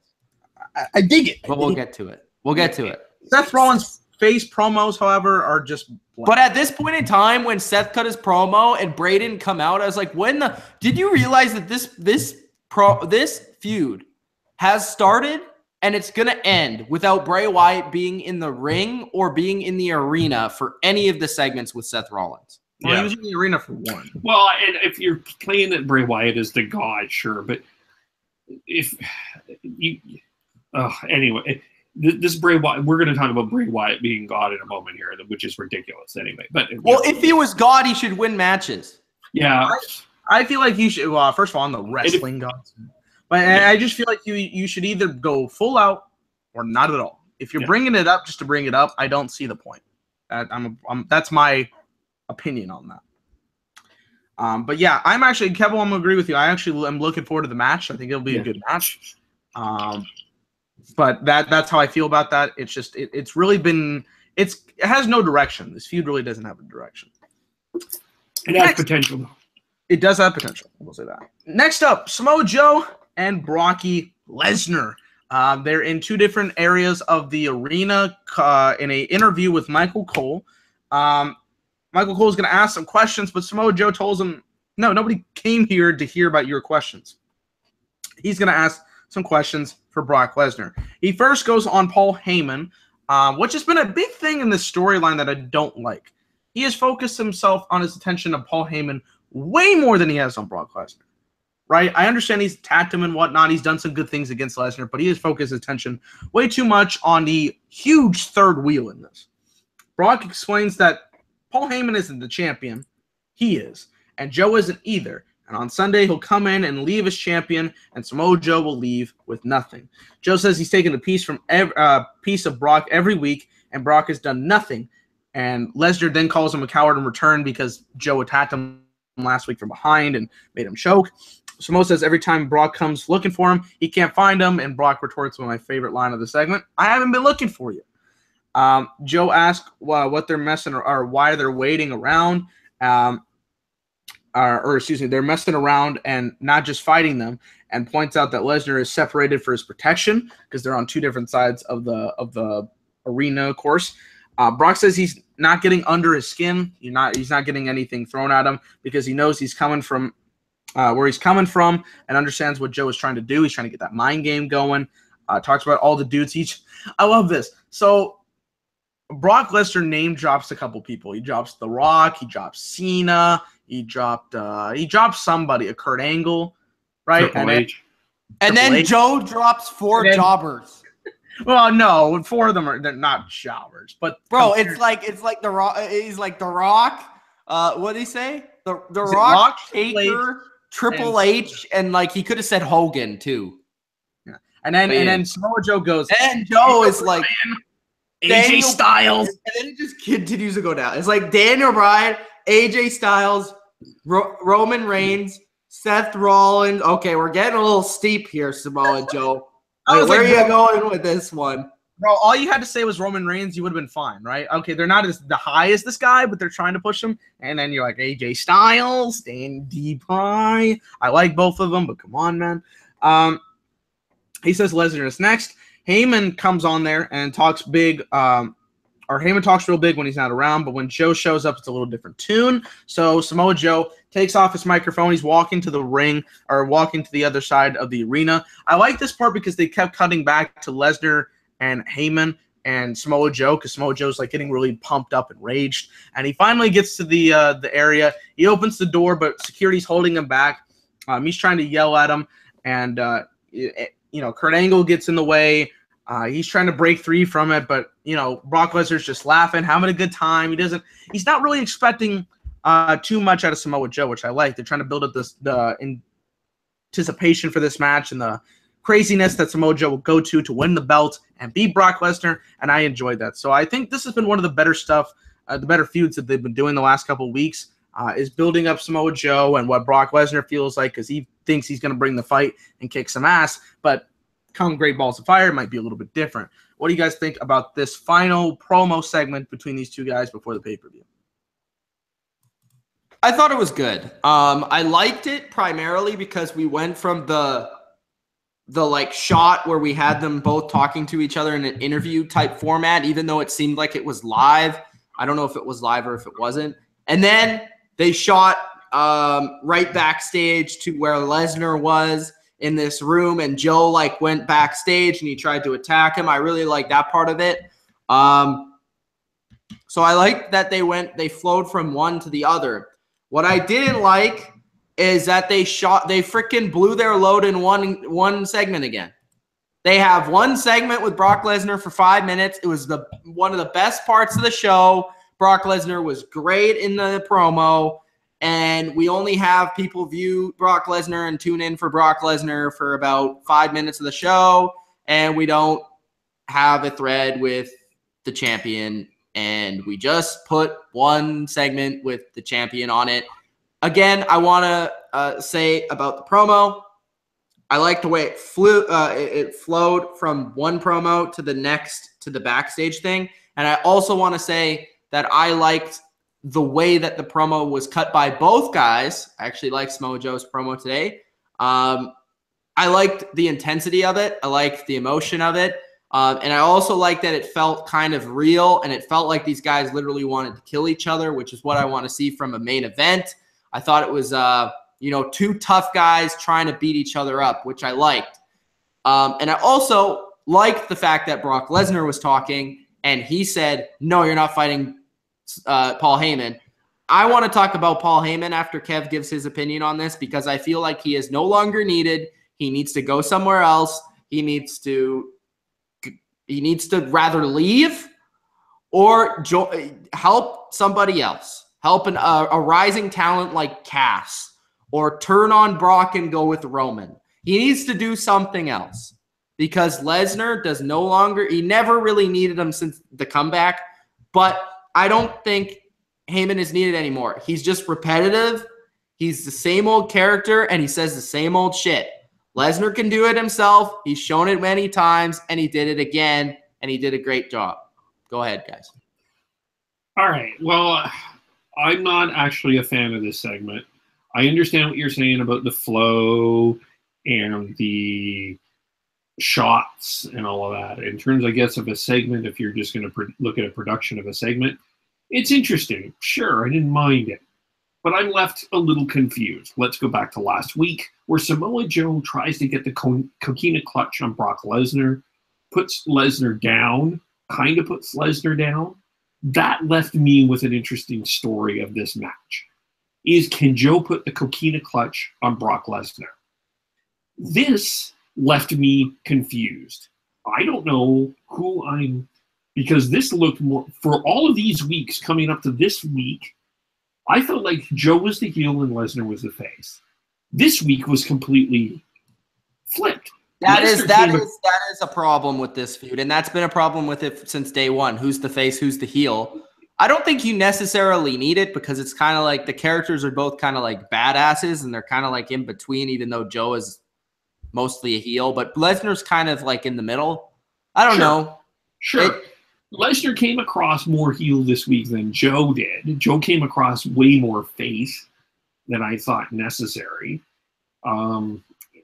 And I think it was a little outside of what I've been seeing from Joe, which I like. I like Joe when he's that darker, angry, dangerous, not this fiery dangerous, if that makes any sense.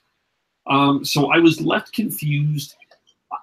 Brock Lesnar has been on for 10 minutes of the last 360 odd minutes of Raw, which is unbelievable for your number one star. He is your number one star. Let's not. He's the guy that brings ratings, and so he's been completely underutilized. I completely agree with Mitch on that. I can't believe how little you're using him. But I also don't know. If it was me, I would have left it to last week with the Coquina clutch and what you had there. I thought was a great go home way for this feud. This was a bit of a distraction to me. If this was last week and what happened last week was this week, I would be okay with it. But this left me a lot more confused with the go home show. So I wasn't enamored with this one as much as you guys were. I think it leaves everything confused. I will also agree with Mitch. I think the tire of Paul Heyman is wearing a little thin. I appreciate the guy is a talented promo, but there is a time for him to change a little bit. Maybe he turns on Brock, maybe he joins Roman. I don't know what you do there, but there is a time. I think that's something to examine. But I think that there will be a very interesting match on Sunday. But I was left confused, and wasn't a fan of this segment at all. It played a lot of different things. Like, it didn't really set to one tone. Like, it put Joe in a weird position. It kind of put Lesnar as a middle person. I don't know. It was still good for what it was, but I think could have been better. That's what I'll say about that. To me, the storyline for me that's interesting about this feud is the Coquina clutch versus the F5. And I would have loved to see Brock tease, if you're getting him in this, give Brock the ultimate opportunity to tease if he can put the F5 on Samoa Joe. And if Samoa Joe get out of it, and this creates something else that's very interesting that I'm intrigued about for the storyline for the show. But I'm not sure what's the storyline going into this match is. Joe tried to run into the press room. I'll say this: I don't understand. It mostly had to do with the amount of time that they spent on this. They should have spent way more time on this, so they had more ability to do different things with it and get more things over and get more of a story over. Like you said, Kev, I think the biggest thing I've appreciated about this feud is the fact that they're making Samoa Joe look like a threat to Lesnar, which I thought was previously not possible. So that's part of it that I thought has been good. The reason I feel like they didn't do that this week is because they wanted to protect Joe and they didn't want Lesnar to go down twice in 2 weeks. That's the reason. He didn't have to go down though. My thing is, I don't understand why, from a character standpoint, Lesnar didn't come out from the top of the show and say, Joe, where are you? Come out to the ring. I'm going to kick your fucking ass because you from behind. Yeah. I don't understand that. Yeah. Like, I'm even confused why is Brock laughing after this guy put me in a Coquina clutch? This guy almost knocked me out. Because he thinks that Joe is a coward in this segment. That's where I'm getting across, because he never did it up front. You know what I mean? Like the headbutt was not there. Like, it was like he didn't expect that, so it was a cowardly move on him. He's thinking that when they get in the ring and it's one-on-one, Lesnar's still going to kick his ass. That's why I feel what they're trying to get across as. I'm not looking at the comments because I'm sure that there's like "fuck you, Kevin" and all of that in there. If you read, okay. First, before you get to the comments, can I ask Dylan, what the hell is this DM situation? You're talking about with Mike? Yeah. So okay, I don't even understand. So okay, Omega did this goes back to a situation with Rollins when his nudes got leaked, right? Like his dick pic got out or whatever. Okay, so Omega likes his dick? No, so Omega copied. When Rollins apologized for it, Omega copied the exact same tweet of it because apparently Rollins stole a finisher of Omega because he thinks he's funny and he thinks he's hilarious. Wow, that's great. Yeah, it's like 5 stars, right? 6 stars. And then Mike, for being the great New Japan fan that he is, when I made a comment on Twitter tonight saying that I think Omega is a prick, he keeps responding with the DM situation. I think it's... Wait, what is the DM, though? When did they DM each other? They never DM'd each other. He copycatted the tweet. I have to hold on. Let me pull up this Kenny Omega tweet because I just love the guy so much. Why is he a prick? What did he do? I would like to apologize to all BTE fans, my family. He put the BTE because that's his group. BTE fans, my family. What the fuck is the BTE? Being the elite. Oh, that's his group. The elite. Yeah. The elite, all right. Being the elite fans, my family and friends for private DMs that were distributed without my consent. He's basically just copying the same thing Rollins did because he thinks he's original and funny when he's not. Anyways, Mike, you're a good person. We've met before, but I just don't give a shit about him or New in that sense. Destroyer says, Mitch, Seth better be on your favorites list, not your overrated list. Well, Destroyer, I don't know, bro. He's close. He might be 10 or 11. Oh yeah. Crypto says, I don't know. Being an atheist is kind of anti-establishment / rebellious. I don't know about that. Arian says, I don't understand when people say they are looking forward to a match. You're looking forward to a fake. Bro, I'm going to have my entertainment, okay? It's an art. It's a theater. Yeah, I'm looking forward to how they're going to. If this storyline is there, I'm going to watch it. So, comment. Just putting that out there. Redman says the root of Seth's characters is a spoiled heel that has his things handed to him. He has no character as a face.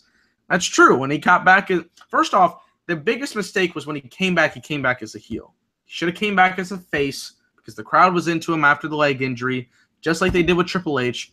It shouldn't have been that complicated, but they didn't. They couldn't do that.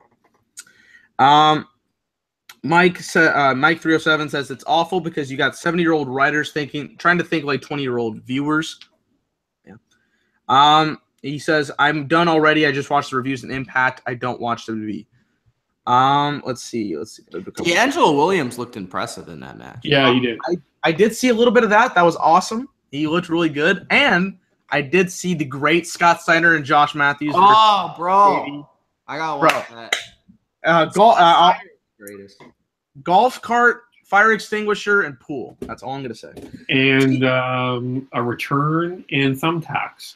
Ooh, a return, yes. T. Clark says his top 10 overrated wrestlers, not in order. Ambrose, Bliss, Nakamura, Wyatt, Miz, Kevin Owens, Carmella, Asuka, Samoa Joe, and Mojo. I disagree with over half that list, probably. Clark, I'm gonna beat your ass on some of these because I don't agree with them. All right. Ambrose, yes. Bliss, no. Nakamura, I like the guy. Wyatt, hell no. Miz, hell no. KO, all right, you're cool. Carmella, hell no. Asuka, yes. Samoa Joe, no. I don't agree with 6 of those. That's your opinion. It's your opinion. Katana says 1 segment each for Lesnar, Roman, and Enzo and Cass. Yes, they need to have more. They need to have more segments. I say this every week. They need to have more fucking segments. Why do they have 1 segment? And why do they have one? People complain about long promos. It's called more than 1 segment. Exactly. Mike 307 says responds to Clark by saying Mojo is not overrated. He's underappreciated. He can't be overrated if nobody likes him. Well, let's be honest. Yeah, he can't be overrated. Yeah, he can be underappreciated, but he can't be overrated. Let's see. Hey, Redman says Heyman should go to Braun. Braun should never have a mic in his hand. Bro, wait a minute. He came up with the greatest catchphrase of 2017. I'm not finished with you. Like, I mean, come on, man. Pretty great. Clark says it's 10 terrible character build-ups. Now, I'm going to agree with a couple of these. Rollins, yes. Becky Lynch, yes. She's great. I love her, but goddamn, they do nothing with her character. Roman. They better not turn her heel. He needs to fucking turn heel. Bray Wyatt. No, not Becky, though. Oh, not Becky. No, she can be face. Bray Wyatt. Becky's grown on me since that live event. I like that. She's hot. She's hotter in person than she is on TV. Oh, now I gotta meet her. I've been wanting to meet her at the last 2 Mania Accesses, but she's on there like the Thursday, not the Friday. But Bray Wyatt, the character development, I guess they're de-pushing them, so yeah. Mickey James, there is none. Bayley, she's awful. Luke Harper, I really wish they would do something with the guy. Nia Jax, awful. AJ Styles, as a face, he has done nothing really. And Natalia, nobody cares about her. Mike says Bayley has the best ass in the business. Brother, she has nothing else. Oh my God, with this stupid Bayley ass comment. That comes back to a comment a couple months ago where Mitch put out, what does Bayley have? And this guy responded, bro, she's cute and has a nice ass. Okay. First off, some people will say Alexa Bliss. Some people will say, who are the other ones? Sasha. Sasha has a great. Some people say Lana. I think it's Naomi, bro. I like her ass. I still like what Becky Lynch gives to me. But either way, bro, all of those women you just mentioned are attractive. Bayley is not attractive. She looks like the pickle from VeggieTales and Jay Leno put together. Yeah. I don't think she's okay. I don't think she's ugly, but I don't think she's attractive. I don't think she looks good. I'm just gonna put. I'm staying out of this, as you noticed. That's where I turn face. Or don't worry, Marky Mark agrees with you, Caps. Marky Mark. Clark says the reason that Mojo is somewhat overrated because they are pushing him too fast and not building him up properly. I added Mojo as honorable mention on terrible character buildup. They haven't done anything with him since he won that Andre the Giant Memorial Battle Royal. Like, they have not pushed the guy that much. They're doing this hype bros thing, and they lost that match. There hasn't been that much for him since he won that in Mania. Him and Zach will have, I guess, an okay feud when they feud. Say that again? So him and Zach will have an okay feud when they feud. I think, possibly. Arian's overrated is 1 Finn, 2 Zayn, 3 KO, 4 Charlotte Flair, 5 Nakamura, 6 Sasha Banks, 7 Corbin, 8 Bayley, 9 10 Ty Dillinger, and 10 Tommy. I don't know about that. And Clark says, all right, Dylan, easy player, just my opinion. That's what I said, bro. It's your opinion. I don't have to go over there to beat your ass. I'm just saying, that's your opinion. I forgot about Ty Dillinger. We don't need to talk about that. Destroyer says Alexa Bliss and Naomi have the best asses. Chauncey says Nia Jax has a good ass. Bro, we're going to have to boot you at the chat, bro. Thank you, Mike, for the pickle comment for me. I just don't find her attractive. Let's get back to the set. Oh, wait. So, again, I'll bring up this next segment. If you have anything to say, you have 5 seconds. If not, we'll let it go. Mustafa Ali versus Neville. I'm looking forward to Neville versus what's his name? What's his name? I don't remember the name. Tozawa. Neville versus Tozawa will be a great match. I'm really looking forward to it. It's too bad they're in a division that is terrible. It's also too bad that that's on the pre-show. Yeah. So you're going to have to watch it early. That will be my piss break before the show even starts. Is it allowed to have a piss? Well, yeah, I'm at the show. Who cares? I don't care for it. I like Neville, but I don't care about it. All right, let's get to our next segment. Bray Wyatt in the desert. Now, I was ultimately confused as to why he was in the desert, but then Mitch brought up a great point that the pay-per-view is called Great Balls of Fire. The desert is pretty fucking hot, so there you go.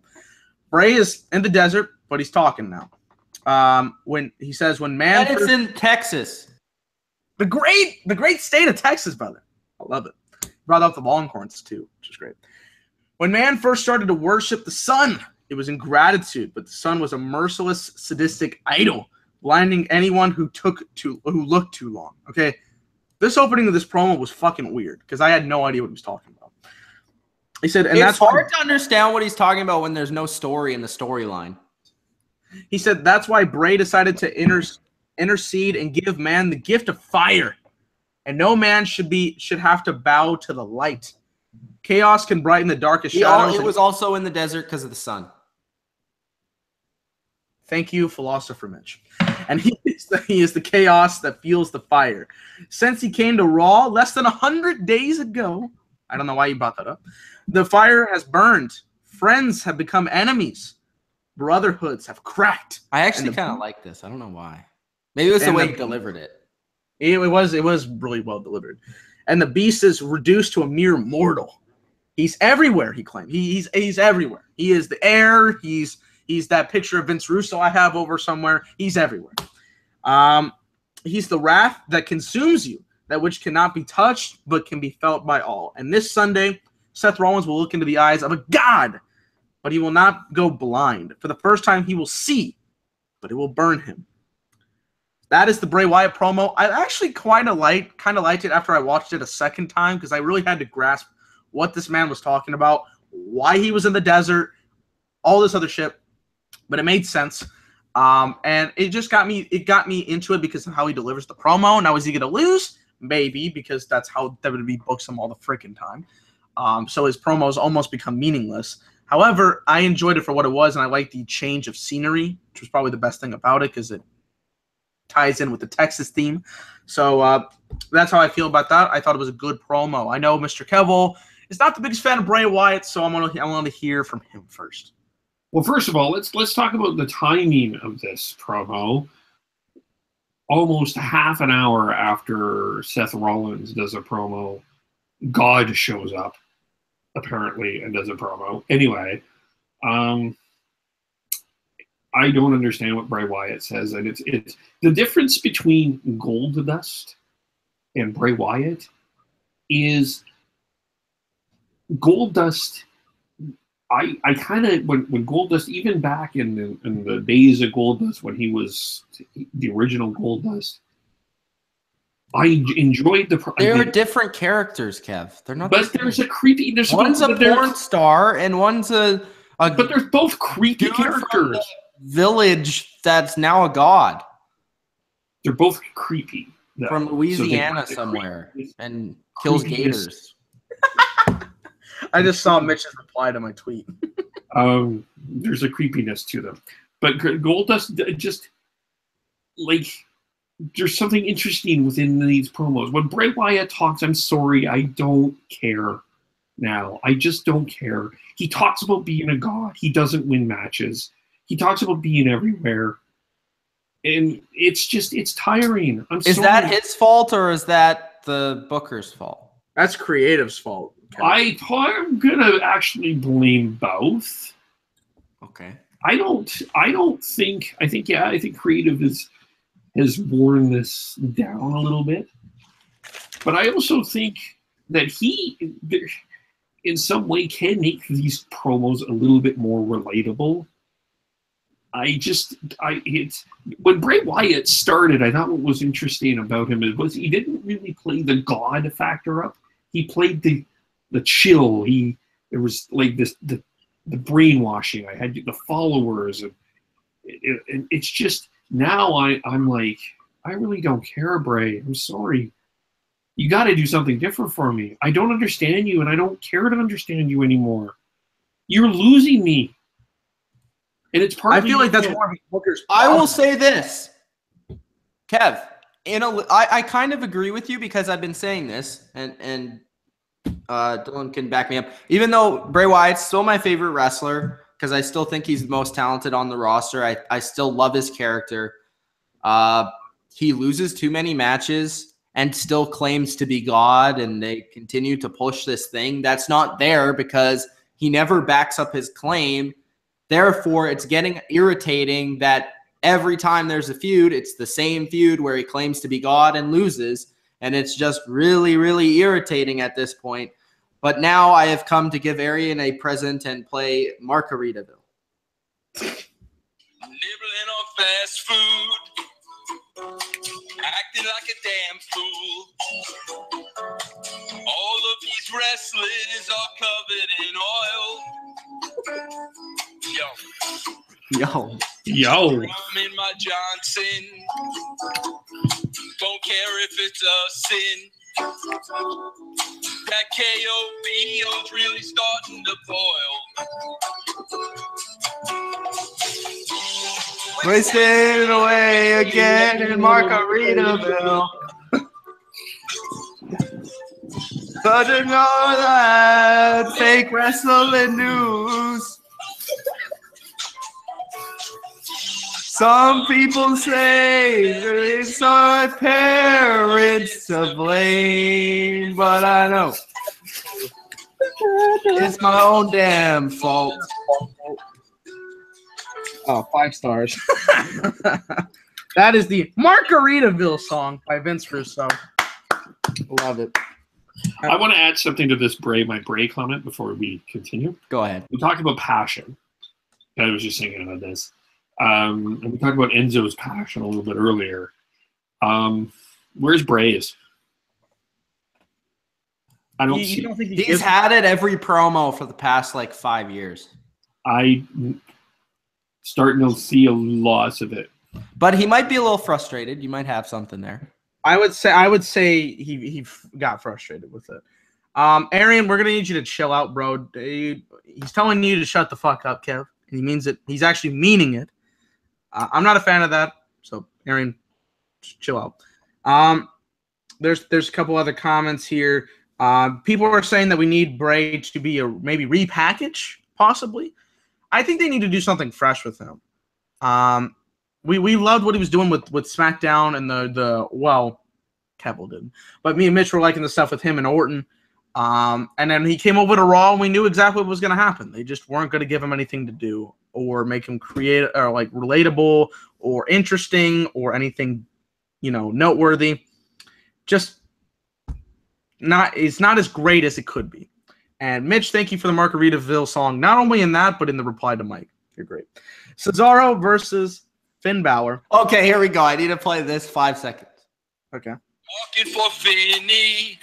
I'm dreaming he's with me. That's the best part of the song. Cesaro versus Finn Balor. The Margaritaville song, obviously playing in this match. We had the Hardy Boys come out for commentary, and their commentary was, to be quite honest, pretty shit.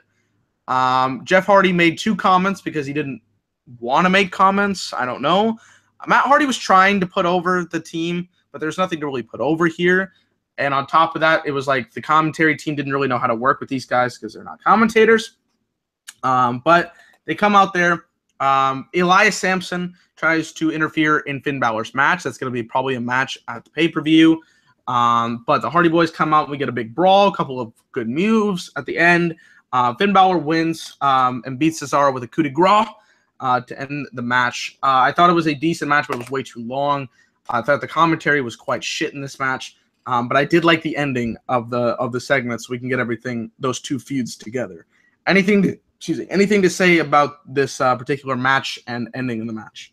Well, I talked about mid-card stuff, and I just want to say I like the Drifter. I like this Elias Sampson character and the guitar coming in. I think it's unique. I think it's a neat way to package. And then it's just, we talked about the 30-minute matches. It's unnecessary. I mean, I'm just still waiting for the Broken Hardys to come. Please let that happen somehow. Mitch.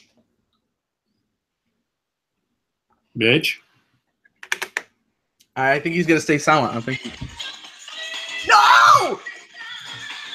Damn it. Oh, no. Why is he back? He didn't need to be back. No. Mitch, lock your door. Oh, God.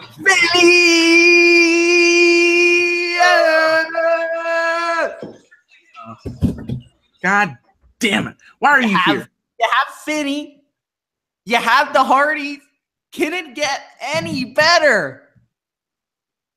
6.25 stars. Can't wait for the Iron Man match. Finny and Finn won. He should win. But why is he in this feud? He needs to be in a better feud. He needs to be the Universal Champion of the world. Because he's the greatest wrestler in the damn world. Finn Balor, my guy. Marky Mark, my dude. The greatest of them all is Finn Balor. Hey! Is that on? Where's your eyes? I'm worried about you. I'm Caesar. Caesar, he sees with his intelligence for Japanese wrestling. And Finn Balor, oh, that man Finn Balor. He has got the talent, he's got the stuff. Caesar, did you watch New Japan? Oh, yes, I did. I watched the G1 special in America. Yes, What's your review of that show? Oh, my God. I mean, Okada in Rhodes, 10 stars. Ishii versus Omega, 20 stars. I mean, these guys were putting out classic after classic. I mean, Omega's the greatest. Omega's the greatest wrestler we possibly have ever seen. He's given us like 3 6-star matches. You know what? All I got to say is that Cesar and Marky Mark are the greatest tag team of all time. Hey! And that's it for me. Whoa, Mitch, why are you booing? Why are you booing? This is not fair. Get this guy off my screen. What? But I'm Marky Mark's best friend. Hey! Why did you mute me? I'm the host of the show. Hold on. Where is it? I can't see. I think I know where it is. I'm the Money in the Bank winner. I'm the Bottom Line View. Here it is. I'm the Money in the Bank Bottom Line View champ. I'm gonna cash it in on one of your bitch asses and be the. Quit booting, quit muting me. I am the champ. Money in the Bank. Thank you. Okay. Okay, enough. Fine, Dylan. Well, he comes in here and he berates the house, and then he says he's the Money in the Bank when I won the fucking title. So we're gonna kick his ass. I'm gonna kick his ass one day, but apparently I'm not allowed to. Let's see. Let's get some more comments here before the final segment. Mike 307 says, I think WWE just brought the Hardys back to cut competition. I think they brought him back for the Broken Hardy character, but they haven't been able to get it. So they brought him in for that big pop at WrestleMania, and then they don't know what else to do. Chauncey, chill out, my guy. Chill out. I'm reading the comments on this Margarita YouTube video. Oh, it's got to be tremendous. And this guy said, I love this song. And then the guy that responds, name is Dave Meltzer. And he put, I hope you don't listen to this garbage. I know 200 times more wrestling than Russo. He apparently's worked harder than Vince McMahon, damn it. Oh, my goodness. I thought, well, you guys, we made an agreement. No, I just found that hilarious. Oh, yeah. Because it's not him. It's somebody that named himself Dave Meltzer. Okay. Arian says, now we have 3 marks on the show. Cesar, Marky Mark, and Kev. Katana says, smart Katana. Finney is my hero. Clark says, those 3 Bottom Line View guys are entertaining than most of the WWE roster. Well, thank you, Clark. You didn't read the best comments. Arian says, now we have 3 marks on the show. I just read that. Marky Mark and Kev. I literally just read that 30 seconds ago. Oh, literally. It is a great comment. No reply by Kev. I don't need to. Eric, I don't need to. Destroyer. Obviously, Cesar thinks this is a title, so that's why it's a character. So there you go. Katana says, the great Meltzer says the Hardys will be broken soon. We'll see. I don't really follow with I'm getting the sense that this is coming to an end. I hope so, God. There's nothing for the Hardy Boys. Let's get to the main event, which was also nothing. They built up the fact that Braun wants competition, damn it. And this was all a 20-minute dick tease for the final segment. Titus O'Neil throws out Apollo Crews to have this match. We have a 10-minute main event that means absolutely nothing because these guys will not see each other again, I guarantee you, for the rest of the year. And Braun Strowman beats him up after throwing 3 power slams on him, which I thought was cool. There's an ambulance. He's got to throw Titus in the ambulance. Apollo Crews in the ambulance. He does. He hits the ambulance to send it off, but the ambulance isn't going. He's like, what the hell is going on? He goes to the door, and just like we all thought, Roman Reigns was in the driver's seat. Now, I want to point this out, okay? Braun specifically looks in the door of this ambulance seconds before he opens it and sees Roman in there. How the hell did he not know it was Roman? I have no idea. It made negative sense. But Roman's in there, boom, big right hand. He's starting to beat everybody. And he started beating up Strowman. He throws him into the door, the barricade, and then goes on the stage. And there's that little screen area where he kind of pushes them into it, and then spear off the stage through the tables, kind of like good old GM mode. I actually thought that was a really cool spot.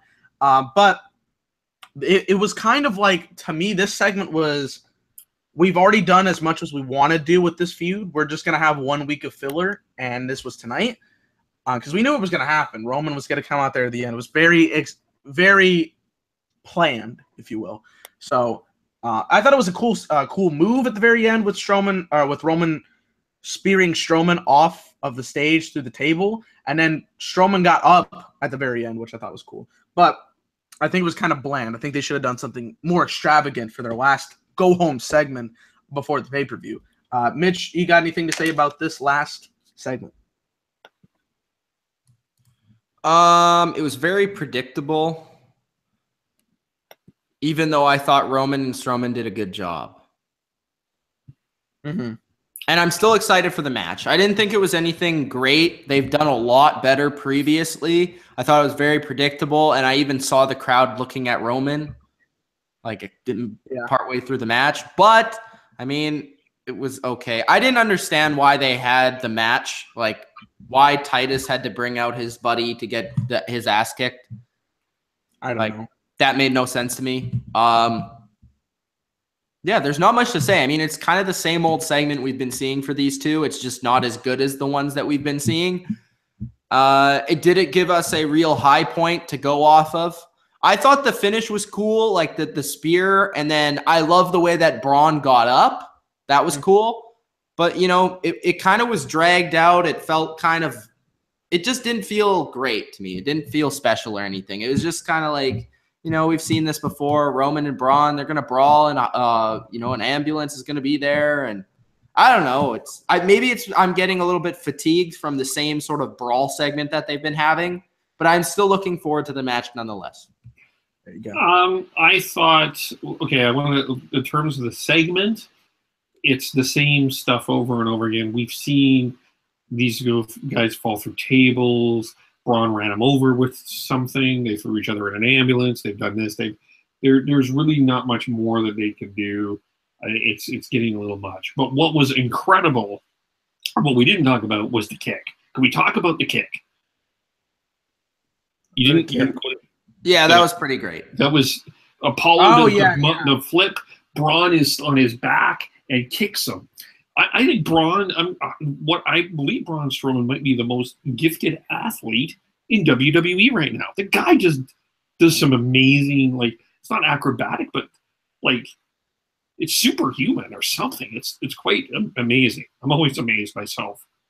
But so that for that part is impressive. I'm not looking forward to this match because it's an ambulance match, and I don't know why we need to have an ambulance match. But I am looking forward to the end of this feud because I think it's time for both of them to move on from each other. I think they've spent way too much time together, and it's time to see Braun with some new people and Roman with some new people as well. So, yeah, that's all I have to say about that segment. And again, I'll rant on this before. The last 2 weeks, you have your top star, Brock Lesnar, and he's not in your last segment. I'm utterly confused. But anyway, you know. So stupid, honestly. But yeah, that's going to end the show. I thought it was a decent little segment to end the show, but it was also so predictable. Last couple comments before we give our grades. Mike307 says WWE did the same thing with Bubba Ray when he was red hot. As Bully Ray came back to WWE, the WWE was done in a year. They never picked up on that Bully Ray character. I don't understand why they did that. T. Clark says WWE is so predictable that a fan can see what is going to happen and know when it's going to go down.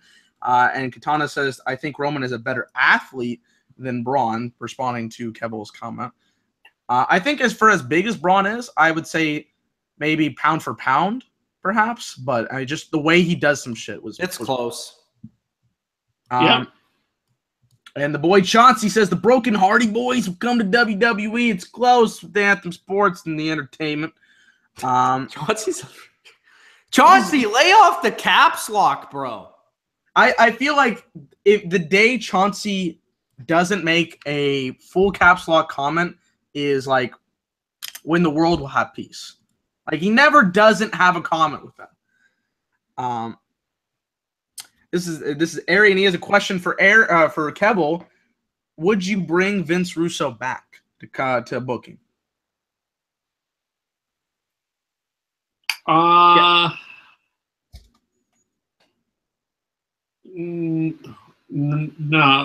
not right now. And I just, unfortunately, the guy is tainted a little bit. There's some of this is his fault. Some of it is I think, and we talked about this in the Nitro review. I'm not going to spoil too much, but I think that one of the questions that I would say is, Russo has gotten a reputation, but some of that reputation, it's interesting that he has that reputation, yet there's other people involved that don't have the same reputation. So it confuses me a little bit. I wouldn't bring him back. At this point, is some friction. It would be interesting to see him try his own thing, though. I would be intrigued to see how that works, but I wouldn't bring him into WWE. Okay, interesting enough. I think he would help ratings. I think anything would help ratings. A good writer would help ratings for sure. That's what got SmackDown so popular last year. Was because I don't even care if he came in just to structure the show. It would make it better. Like, they literally don't know how to structure a show. It's like really sad. Aiden with the best comment I haven't seen 10,000 times in my entire life. Wrestling is so fake. Brother, it's not like I haven't seen that already. And then says, what? This is fake? Apparently, it abuses women and glorifies women beating. Are we in 2000 or are we in 2017? I don't know. Chauncey says, is truth I hear about it today? Chauncey, I don't know where you speak English, brother, because that was not English. I think I know where you're coming from, but shit, I don't know. I'm trying to be the face, though. I'm a face. Can I say this? Go ahead. A lot of people are like cupcakes. Why can't women why can't women be sexy? Abuses women, bro. Abuses women. Kev, can you answer me this question? Why can't women be sexy in 2017? They can be. Oh, okay. But apparently some people have a problem with it. I don't really get it. And as Destroyer, or wait, no, who said? Oh, Mike 307 says, everything on TV is fake. Thank you very much. That's the comment I always say. I'm assuming that there's no Santa Claus now, too, right? From this? Apparently, I don't know. Easter Bunny, Tooth Fairy, they're all not real, right? Is this one where I'm hearing now? Aiden, what is so sexist about it? I'm curious what you're talking about here. But yeah, no, bro. The Santa Claus, Tooth Fairy, no, not real, bro. Not real. So yeah, that's gonna do it for this episode of Raw. It's a long one. We had 3 people on, so it was a little bit longer. But we're gonna give our ratings for the show. We're gonna give our plugs, and then I'm gonna do a Vince Russo swerve for our pay-per-view selection. So my rating of this episode, does it make it a really good go-home show? I'm going to critique the go-home show more than any other episode because that's like where you got to hammer in the points. And I don't think they did a lot of great things with it. I don't think they put a lot of great points out there. They didn't do a lot of tremendous things to build me into the pay-per-view. I think they did do some things correctly, but a lot of the time I was not into it at all. So I'm going to give it a 4 out of 10. I think they did some segments at the Enzo and Cass stuff and the Brock and Samoa Joe segments to a degree were well done, but a lot of it was not that great. So I'm giving it a 4 out of 10. Mitch, what do you give this episode of Monday Night Raw? I liked Enzo and Cass. I liked Lesnar and Joe for the most part. Is that it?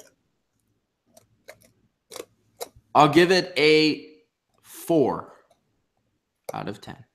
Or also known as a 6.5 out of 5. There you go. There you go, Melty. Kevole, your rating.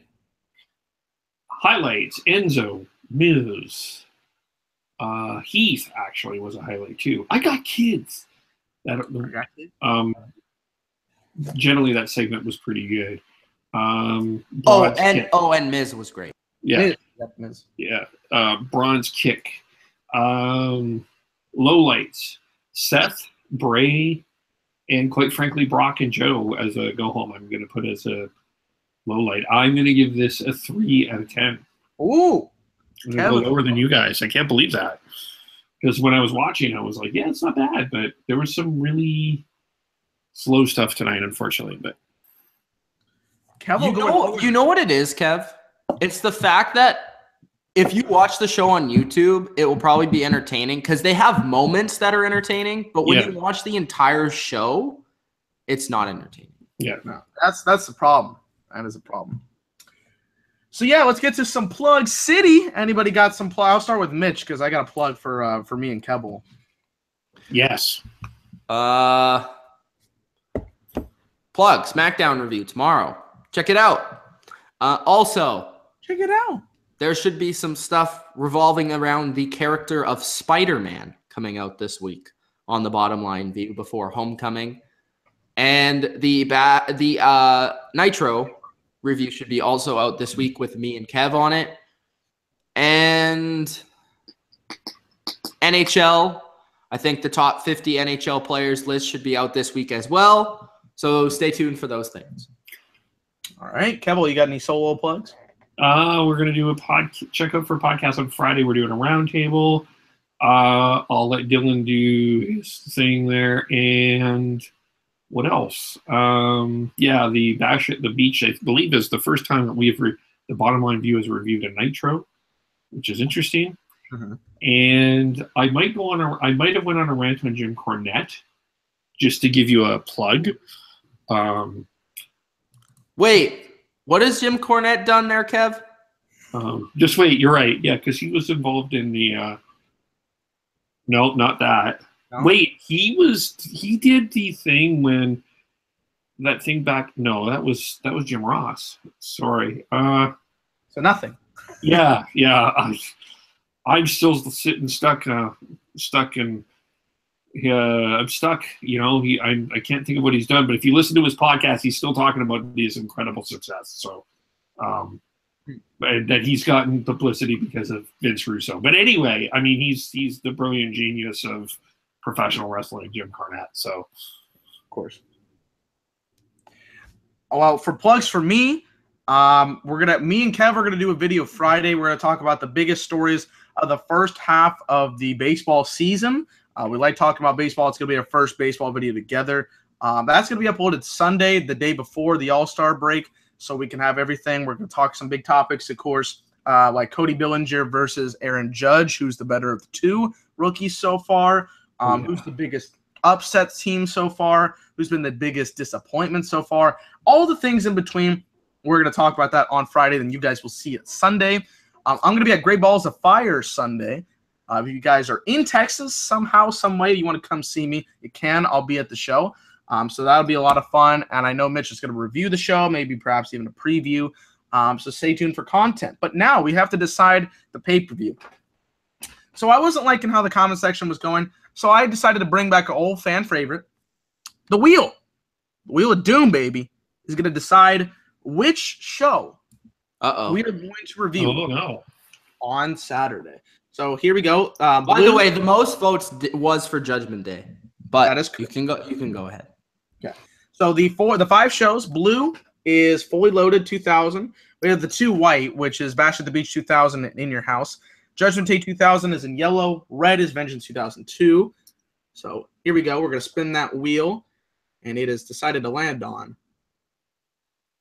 Fully Loaded 2000. Oh. So that is the show we are going to review on Saturday night. I don't know if Kevole's going to be on the Jericho, Triple H, Rock, and some guy. Ben who?